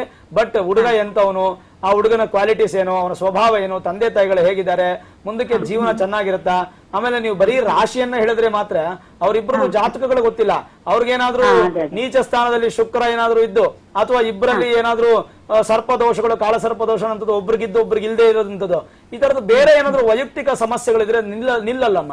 ಆ ತರದ ಒಂದು ಸಾಧ್ಯತೆಗಳಿರುತ್ತೆ. ಮೇಲ್ಮೈ ನೋಡೋದಾದ್ರೆ ಕರ್ಕಾಟಕ ರಾಶಿಯವ್ರಿಗೆ ಮೀನರಾಶಿ ಅನುಕೂಲವಾಗಿರುತ್ತೆ. ನಾನು ಪ್ರೇಮ ವಿವಾಹಕ್ಕೆ ಒತ್ತು ಕೊಡ್ತಾ ಇಲ್ಲ, ಜಾತಕವನ್ನು ತೋರಿಸಿ ಇಬ್ರು ಇಷ್ಟಪಟ್ಟಿದ್ರೆ ನೋಡಿ. ಈಗ ನಿಮ್ಮ ಮಗಳು, ನಾನು ಅವನ ಮದುವೆ ಮಾಡ್ಕೊಳ್ಳಿಲ್ಲ ಅಂದ್ರೆ ಸತ್ತೋಗ್ತೀನಿ ಅನ್ನೋದು ಒಂದು ಮಾತು ಬಂದಾಗ, ನಿಮ್ಮ ಮಗಳು ಜೀವನವಾಗಿರೋದಕ್ಕೆ ಯಾರ ಜೊತೆ ಮದುವೆ ಆದ್ರೆ ಏನು ಅನ್ನುವಂಥದ್ದು ಒಂದು ಪ್ರಶ್ನೆ ನಿಮ್ಮಲ್ಲಿ ಬರುತ್ತೆ. ಪೋಷಕರು ಇರುವಂತ ಭಯನೇ ಇದು. ಹಾಗಾಗಿ ಜಾತಕವನ್ನ ತೋರಿಸಿ ಮುಂದುವರಿಸಿಮ್ಮ, ಖಂಡಿತ ಒಳ್ಳೇದಾಗ್ಲಿ, ಶುಭವಾಗುತ್ತೆ. ಖಂಡಿತ ಧನ್ಯವಾದಗಳು ಕರೆ ಮಾಡೋದಕ್ಕೆ. ಮತ್ತೊಬ್ರು ಇದ್ದಾರೆ. ನಮಸ್ಕಾರ. ನಮಸ್ಕಾರ ಸರ್. ಅನ್ನಪೂರ್ಣ ಅವರೇ ನಮಸ್ಕಾರ. ಕೇಳಿಸ್ತಾ ಇದೆಯಾ? ನಮಸ್ಕಾರ, ಕೇಳಿಸ್ತಾ ಇದೆ ಸರ್. ಗುರುಗಳಿದ್ದಾರೆ ಮಾತಾಡಿ. ವಿದ್ಯಾಶಂಕರ್ ಗುರುಗಳಿದ್ದಾರೆ, ಪ್ಲೀಸ್. ನಮಸ್ತೆ ಅಮ್ಮ, ಹೇಳಿ. ನಮಸ್ತೆ ಸರ್. ನಮ್ಮ ಮಗಳು ಲವ್ ಮ್ಯಾರೇಜ್ ಸರ್, ಶೈಲಾ ಅಂತ ಹೇಳ್ಬಿಟ್ಟು. ಅವರು ಚೆನ್ನಾಗಿದೆ ಸರ್ ಲವ್ ಮ್ಯಾರೇಜ್. ಇದು ಒಬ್ಬ ಹುಡುಗಂದು ಕನ್ಯಾ ರಾಶಿ, ಇವಳದು ಮೀನಾ ರಾಶಿ ಸರ್. ತುಂಬಾ ಚೆನ್ನಾಗಿದ್ರೆ ಬಹಳ ಸಂತೋಷ. ಚೆನ್ನಾಗಿಲ್ದೇ ಇದ್ರೇನೆ ಅಲ್ವಾ ಬೇರೆ ಬೇಜಾರಾಗೋದು. ಅಲ್ಲ ಸರ್, ಅವ್ರ ಕಾಲು ಸ್ವಲ್ಪ ಆರೋಗ್ಯದಲ್ಲಿ ಸ್ವಲ್ಪ ಕಾಲು ಮಂಡಿ ನೋವು ಸರ್ ಜಾಸ್ತಿ. ಏನ್ ಮಾಡಿ ಇಲ್ಲ ಮಗಳಿಗೆ ಸರ್. ಮಗಳಿಗೆ ಪೆಟ್ಟಾಗಿ ಆಗಿದ್ದ ಅಥವಾ ಸಹಜವಾಗಿ ಮಂಡಿ ನೋವು ಬರ್ತಾ ಇರೋದು? ಇಲ್ಲ, ಸಹಜವಾಗಿ ಆಗಿರೋದು, ಬಿದ್ದು ಪೆಟ್ಟಾಗಿ ಏನೂ ಆಗಿಲ್ಲ ಸರ್. ಏನಿಲ್ಲ, ಅದಕ್ಕೆ ಹಿಂಗಾಷ್ಟಕ ಚೂರ್ಣ ಅಂತ ಪುಡಿ ಬರುತ್ತೆ, ವೈದ್ಯನಾಥ್ ಆಯುರ್ವೇದಿಕ್ ಸ್ಟೋರ್ಸ್ ಗಳಲ್ಲಿ ಕೇಳಿ ಕೊಡ್ತಾರೆ. ಅದನ್ನ ಪ್ರತಿನಿತ್ಯ ಮಧ್ಯಾಹ್ನದ ಅನ್ನದಲ್ಲಿ ಬಿಸಿ ಬಿಸಿ ಅನ್ನದ ಜೊತೆಗೆ ಒಂದು ಚಮಚ ತುಪ್ಪ ಹಾಕೊಂಡು ಆ ಚೂರ್ಣವನ್ನು ಹಾಕೊಂಡು 3 ತಿಂಗಳು ತಿಂತಾ ಬರ್ಲಿ, ಸರಿ ಹೋಗುತ್ತೆ, ಯೋಚನೆ ಮಾಡಬೇಡಿಮ್ಮ. ಓಕೆ, ಧನ್ಯವಾದ ಮಾತಾಡೋದಕ್ಕೆ. ನಮ್ಮ ಜೊತೆಯಲ್ಲಿ ಇನ್ನೊಬ್ರು ಇದ್ದಾರೆ, ಸುಗಂಧ ಅಂತ ಹೇಳಿ. ನಮಸ್ಕಾರ. ಹಲೋ. ಸುಧಾ ಅವರೇ ನಮಸ್ಕಾರ. ನಮಸ್ಕಾರ ಗುರುಗಳಿದ್ದಾರೆ, ಮಾತಾಡಿ. ನಮಸ್ಕಾರ, ಹೇಳಿ. ನಮಸ್ಕಾರ ಗುರುಜಿ. ಅಣ್ಣನ್ ಬಗ್ಗೆ ಕೇಳ್ಬೇಕಿತ್ತು. ಹೇಳಿಮ್ಮ. ಅಣ್ಣನ್ ಬಗ್ಗೆ ಕೇಳ್ಬೇಕಿತ್ತು. ಕೇಳಿ ಕೇಳಿ. ಅವ್ರಿಗೆ ಮದ್ವೆ ವಿಚಾರದಲ್ಲಿ ಸ್ವಲ್ಪ ಇದಾಯ್ತೈತೆ, ಅದಕ್ಕೆ ಯಾವಾಗ ಆಗುತ್ತೆ ಅಂತ ಕೇಳಿ. ಹೇಳಿಮ್ಮ, ಅವ್ರ ಡೇಟ್ ಆಫ್ ಬರ್ತ್ ಹೇಳಿ. ಅದ್ ಗೊತ್ತಿಲ್ಲ. ನೋಡಿ, ನಾನೊಂದು ವಿಷಯ ಹೇಳ್ತೀನಿ.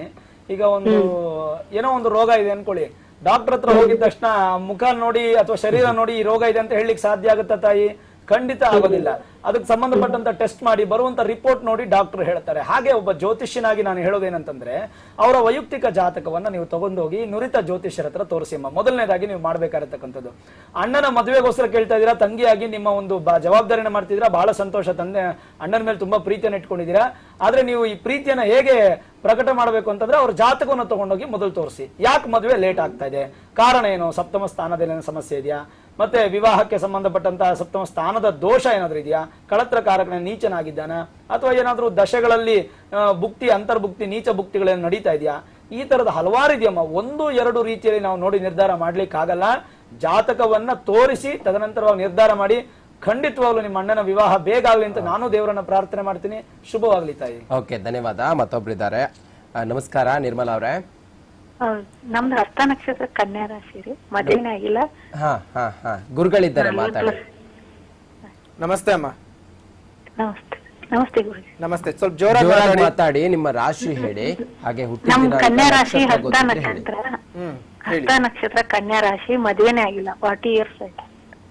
ಯಾಕಂದ್ರೆ ನಿಮ್ಮ ಜಾತಕಗಳನ್ನ ನೋಡ್ಬೇಕಾಗತ್ತೆ. ಅದರಲ್ಲಿ ಏನಾದ್ರೂ ಸನ್ಯಾಸ ಯೋಗಗಳಿದ್ದಾಗ್ಲೂ ಸಹ ಏನಾಗುತ್ತೆ, ನಿಮ್ಗೆ ಮದುವೆಗಳು ಆಗ್ಬರೋದಿಲ್ಲ. ಅದಾದ ನಂತರ ಒಂದು ಸಪ್ತಮ ಸ್ಥಾನದ ಅಧಿಪತಿ ನೀಚ ಸ್ಥಾನದಲ್ಲಿಯೋ ಇಲ್ಲ ಸೂರ್ಯನ ಜೊತೆ ಸೇರ್ಕೊಂಡು ಅಸ್ತನಾಗಿದ್ರು ಸಹ ನಿಮ್ಗೆ ಏನಾಗುತ್ತೆ, ಮದುವೆಗೆ ಸಂಬಂಧಪಟ್ಟಂತಹ ದೋಷಗಳು ಬರ್ತವೆ.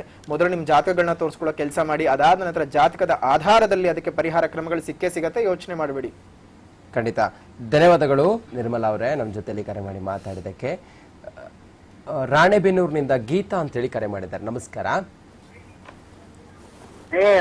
ನೀನೇ ಮಾತಾಡ.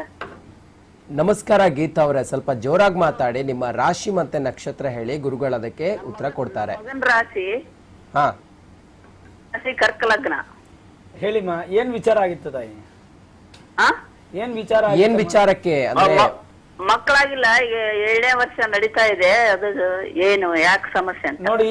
ಸಂತಾನ ಅನ್ನುವಂಥದ್ದು ಇವತ್ತಿನ ಜೀವನದಲ್ಲಿ, ಇವತ್ತಿನ ಲೈಫ್ ಸ್ಟೈಲ್ ಅಲ್ಲಿ ಬಹಳಷ್ಟು ಸಮಸ್ಯೆಗಳನ್ನ ಹೊಂದ್ಕೊಳ್ತಾ ಇದ್ದಾರೆ. ಮೊದಲನೇದಾಗಿ ಸಂತಾನ ಅನ್ನುವಂಥದ್ದು ಒಬ್ಬರ ಜಾತಕವನ್ನ ನೋಡಿ ನಾವು ನಿರ್ಧಾರ ಮಾಡ್ಲಿಕ್ಕಾಗಲ್ಲ. ಇಬ್ಬರ ಜಾತಕ, ಗಂಡ ಹೆಂಡತಿ ಜಾತಕವನ್ನ ನೋಡಿ ಪಂಚಮ ಸ್ಥಾನಾಧಿಪತಿಯನ್ನ ನಾವು ನೋಡಬೇಕು, ಮತ್ತೆ ಪುತ್ರಕಾರಕನಾಗಿರ್ತಕ್ಕಂಥ ಗುರುವಿನ ಸ್ಥಾನವನ್ನ ನೋಡಬೇಕು. ಈ ಎರಡೂ ಬಲವಾಗಿದೆ ಅಂತಂದ್ರೆ ಮಾತ್ರ ಅವರಿಗೆ ಸಂತಾನಕ್ಕೆ ಅನುಕೂಲಗಳಾಗತ್ತೆ. ಇಲ್ಲಾಂದ್ರೆ ಕೆಲವರಿಗೆ ಲೇಟ್ ಆಗುತ್ತೆ. ಸುಮಾರು ಜನ ಮದುವೆಯಾಗಿ 10 ವರ್ಷ ಆದ್ಮೇಲೆ ಮಕ್ಕಳಾದವರಿದ್ದಾರೆ. ಸುಮಾರು ಜನ ವಿವಾಹವಾದ ನಂತರ ದಿಢೀರ್ ಅಂತ ಅಂದ್ರೆ ಇನ್ನು ವರ್ಷನೇ ಆಗಿರಲ್ಲ ಅಂತವ್ರಿಗೆ ಮಕ್ಕಳಾದಂತವ್ರು ಇದ್ದಾರೆ. ಸುಮಾರು ಜನಕ್ಕೆ ವಿವಾಹ ಆದ ನಂತರ ಎಷ್ಟೇ ಪ್ರಯತ್ನ ಪಟ್ಟರು ಕೂಡ ಸಂತಾನ ಆಗೋಲ್ಲ, ಕೊನೆಗೆ ದತ್ತು ಸ್ವೀಕಾರ ಮಾಡುವಂತಹ ಪರಿಸ್ಥಿತಿ ಬರುತ್ತೆ. ಮುಖ್ಯವಾಗಿ ನೀವು ತಿಳ್ಕೊಳ್ಬೇಕಾಗಿರ್ತಕ್ಕಂಥದ್ದು ಒಂದೇ, ಇಬ್ಬರು ಜಾತಕವನ್ನ ಪರಿಶೀಲನೆ ಮಾಡಿ ಪಂಚಮ ಸ್ಥಾನವನ್ನ ನೋಡಿ ಗುರುವನ್ನ ನೋಡಿ ನಿರ್ಧಾರ ಮಾಡಬೇಕು.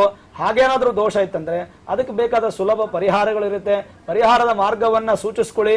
ನೀವು ನುರಿತ ಜ್ಯೋತಿಷ್ಯರನ್ನ ಭೇಟಿ ಮಾಡಿ. ಖಂಡಿತವಾಗ್ಲೂ ಅವರಿಗೆ ಸಂತಾನ ಪ್ರಾಪ್ತಿ ಆಗುತ್ತೆ, ಒಳ್ಳೇದಾಗುತ್ತಮ್ಮ. ಶುಭವಾಗಲಿ. ಖಂಡಿತ. ಮತ್ತೊಬ್ರು ಕಾಲ್ ಮಾಡಿದ್ದಾರೆ, ರಾಮಣ್ಣ ಅಂತ ಹೇಳಿ. ನಮಸ್ಕಾರ ರಾಮಣ್ಣ ಅವರೇ. ನಮಸ್ಕಾರ ಸರ್, ನಾನು ರಾಮಣ್ಣ ಅಂತ ಮೈಸೂರಿಂದ ಮಾತಾಡ್ತಿದ್ದೀನಿ. ಖಂಡಿತ. ಪ್ರೇಮ ವಿವಾಹದ ಬಗ್ಗೆ ಮಾತಾಡ್ತಿದ್ವಿ ನಾವು, ಹೇಳಿ. ಏನಿಲ್ಲ, ನಮ್ಮ ಮಗನುವೆ ಮತ್ತೆ ನನ್ನ ಸೊಸೆನೂ ಒಂದೇ ಕಾಲೇಜಲ್ಲಿ ಬೆಂಗಳೂರು ಓದ್ತಾ ಲವ್ ಮಾಡಿ ಅವ್ರ ಇಷ್ಟ ಅಥವಾ ಜಾತಕ ತೋರಿಸಿ ಮದುವೆ ಅದು ಗುರುಗಳೇ. ಹೌದು. ಆದ್ರೆ ಈ ನಡುವೆ ಏನಾಗಿದೆ ಅಂದ್ರೆ 1 ವರ್ಷಕ್ಕೆ ಇದ್ದಿದ್ದಾಗಲೇ ಜಗಳ. ಅವರು ನಕ್ಷತ್ರ ಹೇಳ್ತೀನಿ, 1 ನಿಮಿಷ. ನಮಸ್ಕಾರ. ಸೊಸೆ ನಕ್ಷತ್ರ ಬಂದು ಅಶ್ವಿನಿ ನಕ್ಷತ್ರ, ಮಗಂದು ಬಂದು ಮೃಗಶಿರ ನಕ್ಷತ್ರ. ಖಂಡಿತ, ಪ್ಲೀಸ್ ನೋಡಿ. ಅಶ್ವಿನಿ ನಕ್ಷತ್ರ ಮತ್ತು ಮೃಗಶಿರ ನಕ್ಷತ್ರ ಅಂದ್ರೆ ಕೇತು ಕುಜನ ಸಂಯೋಗ ಆಗೋಯ್ತು. ಅಲ್ಲೇನೆ ನಕ್ಷತ್ರದ ಅಧಿಪತಿಗಳ ಒಂದು ಸಂಯೋಗಗಳೇ ಸರಿ ಇಲ್ದಿರೋ ಕಾರಣ ಏನಾಗುತ್ತೆ, ಖಂಡಿತವಾಗ್ಲೂ ಬ್ರೇಕಪ್ಸ್ ಗಳಾಗೆ ಆಗುತ್ತೆ. ನಾನು ಆಗ್ಲೇ ಹೇಳಿದಾಗೆ ಜಾತಕದಲ್ಲಿ ಪ್ರೇಮವನ್ನೇನೋ ಕೊಡ್ತಾನೆ, ಆದ್ರೆ ಪ್ರೇಮದ ಸಾಫಲ್ಯತೆಯನ್ನ ಕೊಡುವುದು ತುಂಬಾನೇ ಕಷ್ಟ ಜಾತಕಗಳಲ್ಲಿ. ಆ ಸಾಫಲ್ಯತೆ ಇದೆಯೋ ವೈಫಲ್ಯತೆ ಇದೆಯೋ ಅದನ್ನ ಮೊದಲು ಚೆಕ್ ಮಾಡ್ಕೊಳ್ಳೇಬೇಕು. ಸುಮ್ನೆ ಇಷ್ಟ ಆಗಿದೆ ಅಂತ ಹೇಳ್ಬಿಟ್ಟು ಹೋಗಿ ತಕ್ಷಣ ಮದ್ವೆ ಮಾಡ್ಕೊಳಕ್ಕಂತೂ ಸಾಧ್ಯನೇ ಇಲ್ಲ. ಜೀವನ ಬಹಳ ಮುಖ್ಯ. ಪ್ರೀತಿ ಒಂದಲ್ಲ ಅಂದ್ರೆ ಇನ್ನೊಂದು ಪ್ರೀತಿ ಹಾಗೆ ಆಗುತ್ತೆ. ಜೀವನ ಒಂದ್ ಜೀವನ ಅಲ್ಲ ಅಂದ್ರೆ ಇನ್ನೊಂದು ಜೀವನ ಅಂತ ಖಂಡಿತ ಬರೋಕ್ ಸಾಧ್ಯನೇ ಇಲ್ಲ. ಯಾವುದೇ ಕಾರಣಕ್ಕೂ ಅರ್ಥ ಮಾಡ್ಕೊಂಡ್ಬಿಡಿ. ಇಷ್ಟಪಟ್ಟಿದ್ದಾರೆ ಹೌದು, ಅದಾದ ನಂತರ ಮದುವೆನೂ ಮುರಿಯಕ್ಕಾಗಲ್ಲ, ಅದೂ ಸಹ ಸಹಜ. ಆದ್ರೆ ಸಪ್ತಮ ಭಾವಕ್ಕೆ ಸಂಬಂಧಪಟ್ಟ ಹಾಗೆ ವ್ಯಯಭಾವಕ್ಕೆ ಸಂಬಂಧಪಟ್ಟ ಹಾಗೆ ದೋಷಗಳು ಕಂಡು ಬಂತು ಅಂದ್ರೆ ಜಾತಕದಲ್ಲಿ ಖಂಡಿತವಾಗ್ಲೂ ಇದಕ್ಕೆ ಪರಿಹಾರ ಮಾಡ್ಕೊಳ್ಳದೆ ನೀವು ಮದುವೆ ಮಾಡ್ಕೊಂಡ್ರೆ ಈ ರೀತಿಯಾದಂತ ಒಂದು ವ್ಯವಸ್ಥೆಗಳನ್ನೇ ನೀವು ಮಾಡ್ಕೊಂಡು 1 ವರ್ಷ 6 ತಿಂಗಳು ಚೆನ್ನಾಗೇ ಇರ್ತಾರೆ ಗುರುಗಳೇ. 1 ವರ್ಷ 6 ತಿಂಗಳಲ್ಲ, ನಾನು ಆಗ್ಲೇ ಹೇಳಿದಾಗೆ ಶುಕ್ರ ಏನಾದ್ರೂ ಅಗ್ನಿತತ್ವದ ರಾಶಿಗಳಲ್ಲಿ ಸ್ಥಿತನಾಗಿದ್ದ ಅಂತ ಹೇಳಿದ್ರೆ ಸುದೀರ್ಘವಾಗಿರುತ್ತೆ ಅವ್ರ ದಾಂಪತ್ಯ. ಆದ್ರೆ ಏನಾಗುತ್ತೆ, ಯಾವಾಗ್ಲೂ ಜಗಳಗಳು ಕಿರಿಕಿರಿಗಳು ಮಾಡ್ಕೊಳ್ತಾನೆ ಇರ್ತಾರೆ. ಏನ್ ಪ್ರಯೋಜನ? ಪ್ರತಿನಿತ್ಯ ದಿನ ಬೆಳಗಾರೆ ನಾನು ಅವಳ ಮುಖ ನೋಡ್ಬೇಕು, ಅವಳು ನನ್ನ ಮುಖ ನೋಡ್ಬೇಕು. ಕಿರಿಕಿರಿ ಮಾಡ್ಕೊಂಡಿದ್ರೆ ನಾನು ಬೇರೆ ಕೆಲಸ ಕಾರ್ಯಗಳಲ್ಲಿ ಮಾಡೋಕ್ ಆಸಕ್ತಿ ಬರುತ್ತಾ? ಮನಸ್ಸಿಗೆ ಬೇಜಾರ್ ಮಾಡ್ಕೊಂಡ್ರೆ ಆ ಪ್ರೀತಿ ಇರುವಂತ ಒಂದು ವ್ಯವಸ್ಥೆನಲ್ಲಿ 1 ವರ್ಷ ಚೆನ್ನಾಗೇ ಇರ್ತಾರೆ. ಅದಾದ ನಂತರನೇ ಗೊತ್ತಾಗೋದು. ಯಾಕಂದ್ರೆ ದೂರದ ಬೆಟ್ಟ ನಮ್ಗೆ ನುಣ್ಣಗೇನೆ, ಅದ ಹತ್ರ ಹೋದಾಗ್ಲೇ ಗೊತ್ತಾಗುತ್ತೆ ಅದ್ರಲ್ಲಿ ಎಷ್ಟು ಮುಳ್ಳಿದೆ, ಎಷ್ಟು ಕಲ್ಲಿದೆ, ಎಷ್ಟು ರಹದಾರಿಗಳಿದೆ, ಎಷ್ಟು ಉದ್ಧಾರದ ದಾರಿಗಳಿದೆ ಅಂತ. ಸುಮ್ನೆ ದೂರದಿಂದ ನೋಡಿ ಅದೇನೋ ಅಟ್ರಾಕ್ಷನ್ಗೋಸ್ಕರ ಲವ್ ಮಾಡ್ಕೊಳ್ಳೋದು, ಮದುವೆ ಮಾಡ್ಕೊಳ್ಳೋದು, ಫ್ಯಾಷನ್ಗೋಸ್ಕರ, ಶೋಕಿಗೋಸ್ಕರ, ಅದಾದ ನಂತರ ಜೀವನ ನೋಡೋರು ಯಾರು? ಜೀವನ ಮುಖ್ಯ ಇಲ್ಲಿ. ಪ್ರತಿಯೊಬ್ಬ ಮನುಷ್ಯನಿಗೂ ಅಷ್ಟೇ ಹೇಳೋದು, ಜೀವನ ಬಹಳ ಮುಖ್ಯ. ಆ ಜೀವನವನ್ನ ನೋಡಿ. ಪ್ರೀತಿ ಪ್ರೇಮ ಜೊತೆಗೆ ತಂದೆ ತಾಯಿದ್ರು ಎಷ್ಟು ಕಷ್ಟಪಟ್ಟು ನಮ್ಮನ್ನ ಸಾಕಿರ್ತಾರೆ, ಅವ್ರಿಗೇನಾದ್ರೂ ನೋವಾಗತ್ತಾ? ಇವಾಗ ಮದುವೆ ಮಾಡ್ಕೊಂಡ್ಬಿಟ್ಟಿರ್ತೀರಿ, ಲವ್ ಮಾಡ್ಬೇಕಾದ್ರೆ ನಿಮ್ಗೆ 10 ಜನ ಸಪೋರ್ಟಿಗೆ ಇರ್ತಾರೆ. ಅದೇ ನೀವು ಅದೇ ಲವ್ ಬೇಡ ಅಂತ ಹೇಳ್ಬೇಕಾದ್ರೆ ಅದೇ 10 ಜನದ ಮಾತು ಕೇಳ್ತೀರಾ ನೀವು? 10 ಜನ ನಿಂತ್ಕೊಂಡು ನನಗೆ ಮದುವೆ ಮಾಡಿಸಿದ್ದಾರೆ, ಅದೇ 10 ಜನ ನಾನು ಬ್ರೇಕಪ್ ಮಾಡ್ಕೋಬೇಕಾದ್ರೂ ಅದೇ 10 ಜನನ ಕೂಡಿಸ್ಕೊಂಡು ನಾನು ಕೇಳಬೇಕು, ಇಲ್ಲ ಅವತ್ತು ನೀನು ಸಹಕಾರ ಕೊಟ್ಟಿದ್ರಿ, ಇವತ್ತು ನನಗೆ ಈ ತರ ಕೆಟ್ಟ ಪರಿಸ್ಥಿತಿ ಬಂದಿದೆ, ನಿಮ್ಮ ಅಭಿಪ್ರಾಯಗಳೇನು ಅಂತ ಕೇಳ್ತಿದ್ದಾರಾ? ಯಾರು ಕೇಳಲ್ಲ. ಅವ್ರಿಗೆ ಇಷ್ಟ ಬಂದಾಗ ಅವ್ರಿಗೆ ಸಹಾಯಕ್ಕೆ ಮಾತ್ರ ಎಲ್ಲರೂ ಬೇಕಾಗುತ್ತೆ. ಈ ತರ ದುಸ್ಥಿತಿ ಬಂದಾಗ ಮಾತ್ರ ಯಾರು ಬೇಕಾಗಿರಲ್ಲ, ದೂರ ತಳ್ಕೊಂಡ್ಬಿಟ್ಟು ಅವ್ರ ಪಾಡ್ಗೆ ಅವರಿಬ್ಬರೇ ಡಿಸಿಷನ್ಗಳನ್ನ ತಗೊಂಡ್ಬಿಡ್ತಾರೆ. ಫಸ್ಟ್ ಜಾತಕಗಳನ್ನ ತೋರಿಸ್ಕೊಳ್ಳಿ. ಅದ್ರಲ್ಲಿ ಏನಾದ್ರೂ ಪ್ರೇಮ ವೈಫಲ್ಯಗಳಿತ್ತು ಅಂದ್ರೆ ಖಂಡಿತವಾಗ್ಲೂ ನೀವು ಮದುವೆ ಮಾಡ್ಕೊಂಡು ಹೋಗೋದೇ ಬೇಡ. ಅದಾದ ನಂತರ ದೂರ ಇದ್ದಷ್ಟು ಒಳ್ಳೇದು. ಯಾಕಂದ್ರೆ ಕನ್ನಡದಲ್ಲಿ ಒಂದು ಮಾತಾ ಹೇಳ್ತಾರೆ, ದೂರ ಇದ್ದಷ್ಟು ಧೂಪದ ಗಮಲ, ಹತ್ರ ಇದ್ದಷ್ಟು ಹೇಸಿಗೆ ಗಮಲ ಅಂತ. ದೂರ ಇದ್ದು ಧೂಪ ಆಗ್ತಿರೋ ಅಥವಾ ಹತ್ರ ಇದ್ದು ಹೇಸಿಗೆ ಆಗ್ತಿರೋ ಅವ್ರವ್ರ ಪ್ರೇಮಿಗಳಿಗೆ ಬಿಟ್ಟಂತಹ ವಿಚಾರಗಳು. ಖಂಡಿತ ಧನ್ಯವಾದಗಳು ನಮ್ಮ ಜೊತೆಲಿ ಕರೆ ಮಾಡಿ ಮಾತಾಡಿದಕ್ಕೆ. ಗುರುಗಳೇ, ಹರೀಶ್ ಶಾಸ್ತ್ರಿ ಅವರೇ, ನಾನು ಆವಾಗ ನಿಮ್ಮ ಹತ್ರ ಮಾತಾಡ್ತಾ ಇದ್ದೆ, ಈ ಜಾತಕವನ್ನ ಬಿಟ್ಟು ನಾವು ಪ್ರೇಮ ವಿವಾಹ ಆಗಿದ್ದೀವಿ, ಓಡ್ ಹೋಗಿ ಮದುವೆ ಆಗ್ತೀವಿ ಅಂತ ಹೇಳೆಲ್ಲ ಒಂದಿಷ್ಟು ದುಸ್ಸಾಹಸ ಮಾಡ್ತಾರೆ, ಮದುವೆ ಆಗ್ತಾರೆ ಕೂಡ. ಅಂಥವರಿಗೆ ಮುಂದೆ ಏನಾಗ್ಬೋದು? ಅವರು ಸುಖವಾಗಿರ್ತಾರ? ಜಾತಕ ಎಷ್ಟು ಮುಖ್ಯ ಆಗುತ್ತೆ? ಆ ಕುರಿತಾಗಿ ನಾವು ಮಾತಾಡ್ತಿದ್ವಿ. ಪರಾಮರ್ಶೆ ಮಾಡಲೇಬೇಕಾ ಜಾತಕ? ಬಹಳಷ್ಟು ಒಳ್ಳೆ ಪ್ರಶ್ನೆಯನ್ನ ಕೇಳಿದ್ರಿ ರಂಜಿತ್ ಅವರೇ. ಈಗ ನೋಡಿ, ಇವತ್ತಿನ ಟ್ರೆಂಡ್ ಹೇಗಿದೆ, 2019 ಟ್ರೆಂಡ್ ಹೇಗಿದೆ ಅಂತಂದ್ರೆ, ಲವ್ ಮ್ಯಾರೇಜ್ ಮಾಡ್ಕೊಳ್ಳಿಲ್ಲ ಅಂತಂದ್ರೆ ಸ್ನೇಹಿತನೋ ಅಪಹಾಸ್ಯ ಮಾಡ್ತಾರೆ, ಅಂತ ಪರಿಸ್ಥಿತಿ ಬಂದಿದೆ. ಆಮೇಲೆ ಸಾಧಾರಣವಾಗಿ ಇವತ್ತಿನ ಕಾಲೇಜು ವಿದ್ಯಾವಂತರು, ಓದುವಂತವ್ರು, ಆಮೇಲೆ ವಿದೇಶದಲ್ಲಿ ಹೋಗುವಂತವ್ರು, ಆಮೇಲೆ ಈಗ ಕಾಲೇಜ್ ಎಲ್ಲಿ ಸಿಕ್ಕಿದ್ರೆ ಅಲ್ಲಿ ಹೋಗ್ಬೇಕು, ತಮ್ಮ ಮಕ್ಕಳನ್ನ PG ಅಲ್ಲಿ ಬಿಡುವಂತದ್ದು. ಇದೇನಾಗುತ್ತೆ ಅಂತಂದ್ರೆ, ಮೊದಲನೇದಾಗಿ ದೊಡ್ಡವರ ಭಯ ಕಡಿಮೆ ಆಗುತ್ತೆ. ಹೌದು, ಹಿಂದಿನ ಕಾಲದಲ್ಲಿ ಹೆಣ್ಣು ಮಕ್ಕಳು ತಲೆ ಎತ್ತಿ ನೋಡ್ತಾ ಇರಲಿಲ್ಲ. ಹಾಗಂತ ಹಾಗಿರಿ ಅಂತ ಹೇಳ್ತಿಲ್ಲ. ಯಾಕಂದ್ರೆ ಗಂಡು ಮಕ್ಕಳಿಗೆ ಸಮಾನವಾದ ಹಕ್ಕು ಬೇಕು, ಖಂಡಿತ. ಯಾಕಂದ್ರೆ ಗಂಡು ಮಕ್ಕಳು ಕಾಲದಿಂದ ತುಳಿತಾ ಬರ್ತಾ ಇದ್ರೆ ಅವ್ರಿಗೊಂದು ಜೀವನ ಇದೆ, ಸ್ವತಂತ್ರ ಒಂದು ಮನಸ್ಸಿದೆ, ಅವ್ರ ಮೇಲೆ ಬರಬೇಕು. ಆದ್ರೆ ಇವತ್ತಿನ ಲೈಫ್ ಸ್ಟೈಲ್ಗೆ ನಾವು ಹೊಂದಿಕೊಂಡು ಓಡ್ ಹೋಗಿ ಮದುವೆ ಆಗುವಂತದ್ದು ಹಲವಾರು ಸಿನಿಮಾಗಳಲ್ಲೂ ಅದೇ ಬರುತ್ತೆ. ಕಾಲಕ್ಕೆ ಸಿನಿಮಾಗಳು ಅರ್ಧ ಕೆಡಿಸ್ತಾ ಇದೆ, ಜೀವನನೂ ಅರ್ಧ ಕೆಡಿಸ್ತಾ ಇದೆ. ಯಾವ ರೀತಿ ಅಂತಂದ್ರೆ ನೋಡಿ, ಓಡಿ ಹೋಗಿ ಮದುವೆ ಆದಂತ ಪ್ರೇಮಿಗಳು ನಾವು ಚೆನ್ನಾಗಿದ್ದೀವಿ ಅಂತ ಯಾರು ಕೂಡ ಹೇಳಲಿಕ್ಕೆ ಸಾಧ್ಯವೇ ಇಲ್ಲ. ಯಾಕೆಂದ್ರೆ ಮೊದಲನೇದಾಗಿ ಹಿರಿಯರ ಆಶೀರ್ವಾದ ಇರಲ್ಲ. ದೊಡ್ಡವರ ಆಶೀರ್ವಾದ ಇಲ್ಲದೆ ಮದುವೆ ಆದ್ರೆ ಅಂಥವ್ರ ವಿವಾಹ ನಿಲ್ಲಲ್ಲ ಅಂತ ಹೇಳುತ್ತೆ ಶಾಸ್ತ್ರ, ಸ್ಪಷ್ಟವಾಗಿ ಹೇಳುತ್ತೆ. ಹಿರಿಯರ ಆಶೀರ್ವಾದ, ಕನ್ಯೆಯನ್ನ ದಾನ ಮಾಡದೆ ವಿವಾಹ ಮಾಡ್ಕೊಂಡ್ರೆ ಅಂಥವ್ರ ವಿವಾಹ ನಿಲ್ಲಲ್ಲ. ಹಾಗಾಗಿ ನಾನು ಯಾರು ಪ್ರತಿಯೊಬ್ರು ಅಂತೆ ಈ ಓಡೋಗಿರಂತವ್ರು ಯಾರು ನಾನು ಚೆನ್ನಾಗಿದ್ದೀನಿ, ನನಗೇನು ಸಮಸ್ಯೆ ಇಲ್ಲ ಅಂತ ಬಂದು ನೇರವಾಗಿ ಹೇಳೋಂಥವ್ರು ಯಾರು ಇಲ್ಲ, ಇರ್ಲಿಕ್ಕೆ ಸಾಧ್ಯ ಇಲ್ಲ. ಜಾತಕ ಅದನ್ನ ಹೇಳುತ್ತೆ. ಇದು ಒಂದು ಭಾಗ. ಓಡೋಗಿ ದುಃಖವನ್ನ ಪಟ್ಟು ಏನೇನೋ ನೋವನ್ನ ಪಟ್ಟು ಮತ್ತೆ ಹಿಂದಿರುಗಿ ಬರ್ತಾರೆ ನೋಡಿ, ಅಂಥ ಮನೆಗಳಲ್ಲಿ ತಂದೆ ತಾಯಿಗಳಿಗೆ ನರಕ ಅದು. ಅಯ್ಯೋ ನನ್ನ ಮಗಳು ನನ್ನ ಮಾತು ಕೇಳಿದೆ ಓಡೋದ್ಲಲ್ಲ, ಇವತ್ತಿನ ಪರಿಸ್ಥಿತಿ ಅವಳದು ಹೇಗಾಗಿದೆ, ನಾನು ಹೇಗೆ ತಲೆ ಎತ್ತಿ ಓಡಾಡ್ಲಿ ಅನ್ನುವಂಥದ್ದು ಯೋಚನೆ ಆಗುತ್ತೆ. ಅಂತ ಸಂದರ್ಭದಲ್ಲಿ ಜಾತಕಗಳನ್ನ ಪರಾಮರ್ಶೆ ಮಾಡಲೇಬೇಕಾಗತ್ತೆ. ಮುಖ್ಯವಾಗಿ ವಿವಾಹಕ್ಕೆ ಮೊದಲು ಎಲ್ಲರಿಗೂ ತಮ್ಮ ಮಕ್ಕಳ ಜಾತಕವನ್ನು ಇಟ್ಕೊಂಡೇ ಇರ್ತಾರೆ. ಅವರು ಓಡೋದ್ರು ಕೂಡ ಅವರ ಜಾತಕ ಅವ್ರ ಹತ್ರ ಇರುತ್ತೆ, ತಂದೆ ತಾಯಿ ಹತ್ರ. ಆ ಜಾತಕವನ್ನ ತೋರಿಸಿ ನನ್ನ ಮಗಳಿಗೆ ಏನಾದ್ರೂ ಸಮಸ್ಯೆ ಆಗತ್ತಾ, ಅವಳ ಜೀವನದಲ್ಲಿ ದಶಾಭುಕ್ತಿ ಹೇಗ್ ನಡೀತಾ ಇದೆ, ಇವತ್ತಿನ ಪ್ರಸ್ತುತ ಭುಕ್ತಿ ಏನಿದೆ, ಈಗ ಹುಡುಗನ ಜೊತೆ ಓಡೋಗಿದ್ದಾಳೆ ಅಥವಾ ಹುಡುಗಿ ಜೊತೆ ಹುಡುಗ ಓಡೋಗಿದ್ದಾನೆ, ಅವ್ರು ಮತ್ತೆ ಬರ್ತಾರ, ಚೆನ್ನಾಗಿರ್ತಾರ, ಅಥವಾ ಏನಾದ್ರು ನೋಡಿ ಕೆಲವೊಂದು ಆರ್ಟಿಕಲ್ ಅಲ್ಲಿ ಜ್ಯೋತಿಷ್ಯರು ಬರೆದಿರ್ತಾರೆ, ಮರಣದವರೆಗೂ ಹೋಗುತ್ತೆ. ಸುಮಾರು ಜನ ಹೆಣ್ಣು ಮಕ್ಕಳಿಗೆ ಓಡೋಗ್ಬಿಟ್ಟಿರ್ತಾರೆ, ಮದುವೆ ಮಾಡ್ಕೊಂಡ್ಬಿಟ್ಟಿರ್ತಾರೆ, ಜೀವನ ಕಷ್ಟವಾಗ್ಬಿಟ್ಟಿರುತ್ತೆ. ತಿರ್ಗಾ ಹೇಗಪ್ಪ ನನ್ನ ತಂದೆ ತಾಯಿಗಳು ನನ್ನ ಮುಖ ತೋರಿಸಿ ಅನ್ನೋ ಉದ್ದೇಶಕ್ಕೆ ಬೆಂಕಿಯಲ್ಲೋ ಅಥವಾ ನೀರಿನಲ್ಲೋ ಅಥವಾ ನೇಣು ಹಾಕೊಂಡು ಏನೋ ಒಂದು ತಮ್ಮ ಜೀವನವನ್ನೇ ಕಳ್ಕೊಂಡ್ಬಿಡ್ತಾರೆ. ಈ ತರದ್ದು ಕೂಡ ಹಲವಾರು ಸಂಗತಿಗಳು ನಾವು ಪ್ರತಿನಿತ್ಯ ಮಾಧ್ಯಮಗಳಲ್ಲಿ ನೋಡ್ತಾನೆ ಇರ್ತೀವಿ. ಹಾಗಾಗಿ ಜಾತಕ ಅನ್ನೋದು ತುಂಬಾ ಮುಖ್ಯವಾಗಿರುತ್ತೆ. ಒಬ್ರು ಪ್ರೀತಿ ಮಾಡ್ತಾ ಇದಾರೆ ಅಂದ ಕೂಡಲೇ ಅವ್ರಿಗೆ ಯಾವತ್ತೂ ನೀವು ಗ್ರೀನ್ ಸಿಗ್ನಲ್ ಕೊಡಬೇಡಿ. ಅದಲ್ಲದೆ ನಾನು ಪೋಷಕರಿಗೆ ಹೇಳ್ತಾ ಇರ್ತಕ್ಕಂಥ ಹಿಂಟ್ಸ್ ಏನಪ್ಪಾ ಅಂತಂದ್ರೆ, ನಿಮ್ಮ ಮಗಳು ಮಗ ನೀವು ಅವ್ರ ಬಗ್ಗೆ ಕಾಳಜಿ ವಹಿಸ್ತಾ ಇದೀರಿ ಅಂತ ಅವ್ರಿಗೆ ಗೊತ್ತಾಗ್ಲಿ. ನನ್ನ ತಂದೆ ನಾನು ನೋಡ್ತಾ ಇರ್ತಾರಪ್ಪ, ನನ್ನ ಬಗ್ಗೆ ಕೇಳ್ತಾ ಇರ್ತೀರಿ, ನಾನು ಏನೇ ಒಂದು ತಪ್ಪು ಮಾಡಿದ್ರೆ ಅವ್ರಿಗೆ ಗೊತ್ತಾಗತ್ತೆ, ನಾನು ಭಯಭಕ್ತಿಯಿಂದ ಇರಬೇಕು ಅನ್ನೋದು ಮಗಳಿಗೂ ಗೊತ್ತಾಗಬೇಕು. ಆ ತರದ್ದು ಪೋಷಕರ ಪಾತ್ರ ತುಂಬಾ ಇಂಪಾರ್ಟೆಂಟ್. ಆಮೇಲೆ ನಾವ್ ಏನೇ ತಪ್ಪು ಮಾಡಿದ್ರು ಎಲ್ಲ ಪೋಷಕರದೇ ಅಂತ ಹೇಳೋದು ತಪ್ಪಲ್ಲ. ಯಾಕೆಂತಂದ್ರೆ ಪೋಷಕರು ಏನ್ ಮಾಡ್ತಾರೆ, ತಮ್ಮ ಮಕ್ಕಳನ್ನ ಎಷ್ಟು ಮಟ್ಟಿಗೆ ಫ್ರೀ ಬಿಡಬೇಕು ಅಷ್ಟೇ ಬಿಡಬೇಕು. ಅಯ್ಯೋ ಒಬ್ಬಳೇ ಮಗಳು ಒಬ್ಬನೇ ಮಗ, ಅವ್ನು ಹೆಂಗಾದ್ರೆ ಇರ್ಲಿ ಅವಳು ಹೆಂಗಾದ್ರೆ ಇರ್ಲಿ, ಅವಳಿಗೋಸ್ಕರ ನಾನು ಕಷ್ಟಪಟ್ಟಿದ್ದೀನಿ ಅನ್ನುವಂತ ರೂಪದಲ್ಲಿ ಈ ಕಾಲದಲ್ಲಿ ಪೋಷಕರು ಕೂಡ ತುಂಬಾ ತಪ್ಪು ಮಾಡ್ತಾ ಇದಾರೆ. ಅದು ಖಂಡಿತ ಮಾಡಬಾರ್ದು. ವಿದ್ಯೆನ ಓದ್ಬೇಕಾದ್ರೆ ಕಷ್ಟಪಟ್ಟು ಓದಬೇಕು. ಸುಖ ಇದ್ದಂತವ್ರಿಗೆ ವಿದ್ಯೆ ಬರಲ್ಲ, ಸುಖ ಬಂದ ಮೇಲೆ ವಿದ್ಯೆ ಖಂಡಿತವಾಗ್ಲೂ ಬರೋಕ್ ಸಾಧ್ಯವೇ ಇಲ್ಲ. ಹಾಗಾಗಿ ವಿದ್ಯಾಭ್ಯಾಸನ ಮಾಡ್ಬೇಕಾದ್ರೆ ಈಗಂತೂ SSLC ಗೆ ಈ ಪ್ರೇಮ ವಿವಾಹ ಸಂಬಂಧಪಟ್ಟದನ್ನ ನೋಡ್ತಾ ಇದೀವಿ. ಇನ್ನು 9th standard 10th standard love ಹುಡುಗನ ಲವ್ ಮಾಡ್ತಾ ಇರ್ತಾರೆ. ಆ ತರದ ಪ್ರಸಂಗಗಳು ಹೆಚ್ಚು ನೋಡಿರ್ತೀವಿ. ಕಾಲೇಜ್, ಮುಖ್ಯವಾಗಿ ಕಾಲೇಜ್ ಸಂದರ್ಭ ಬಂದಾಗ, ಆಮೇಲೆ ಕಾಲೇಜಿಗೆ ಸೇರಿಸಬೇಕಾದ್ರೆ ಅಥವಾ ಬೇರೆ ದೇಶಕ್ಕೆ ಬೇರೆ ಊರಿಗೆ ಕಳಿಸ್ಬೇಕಾದ್ರೆ ಒಮ್ಮೆ ಜಾತಕ ನೋಡಿದ್ರೆ ಏನ್ ತಪ್ಪಾಗುತ್ತೆ?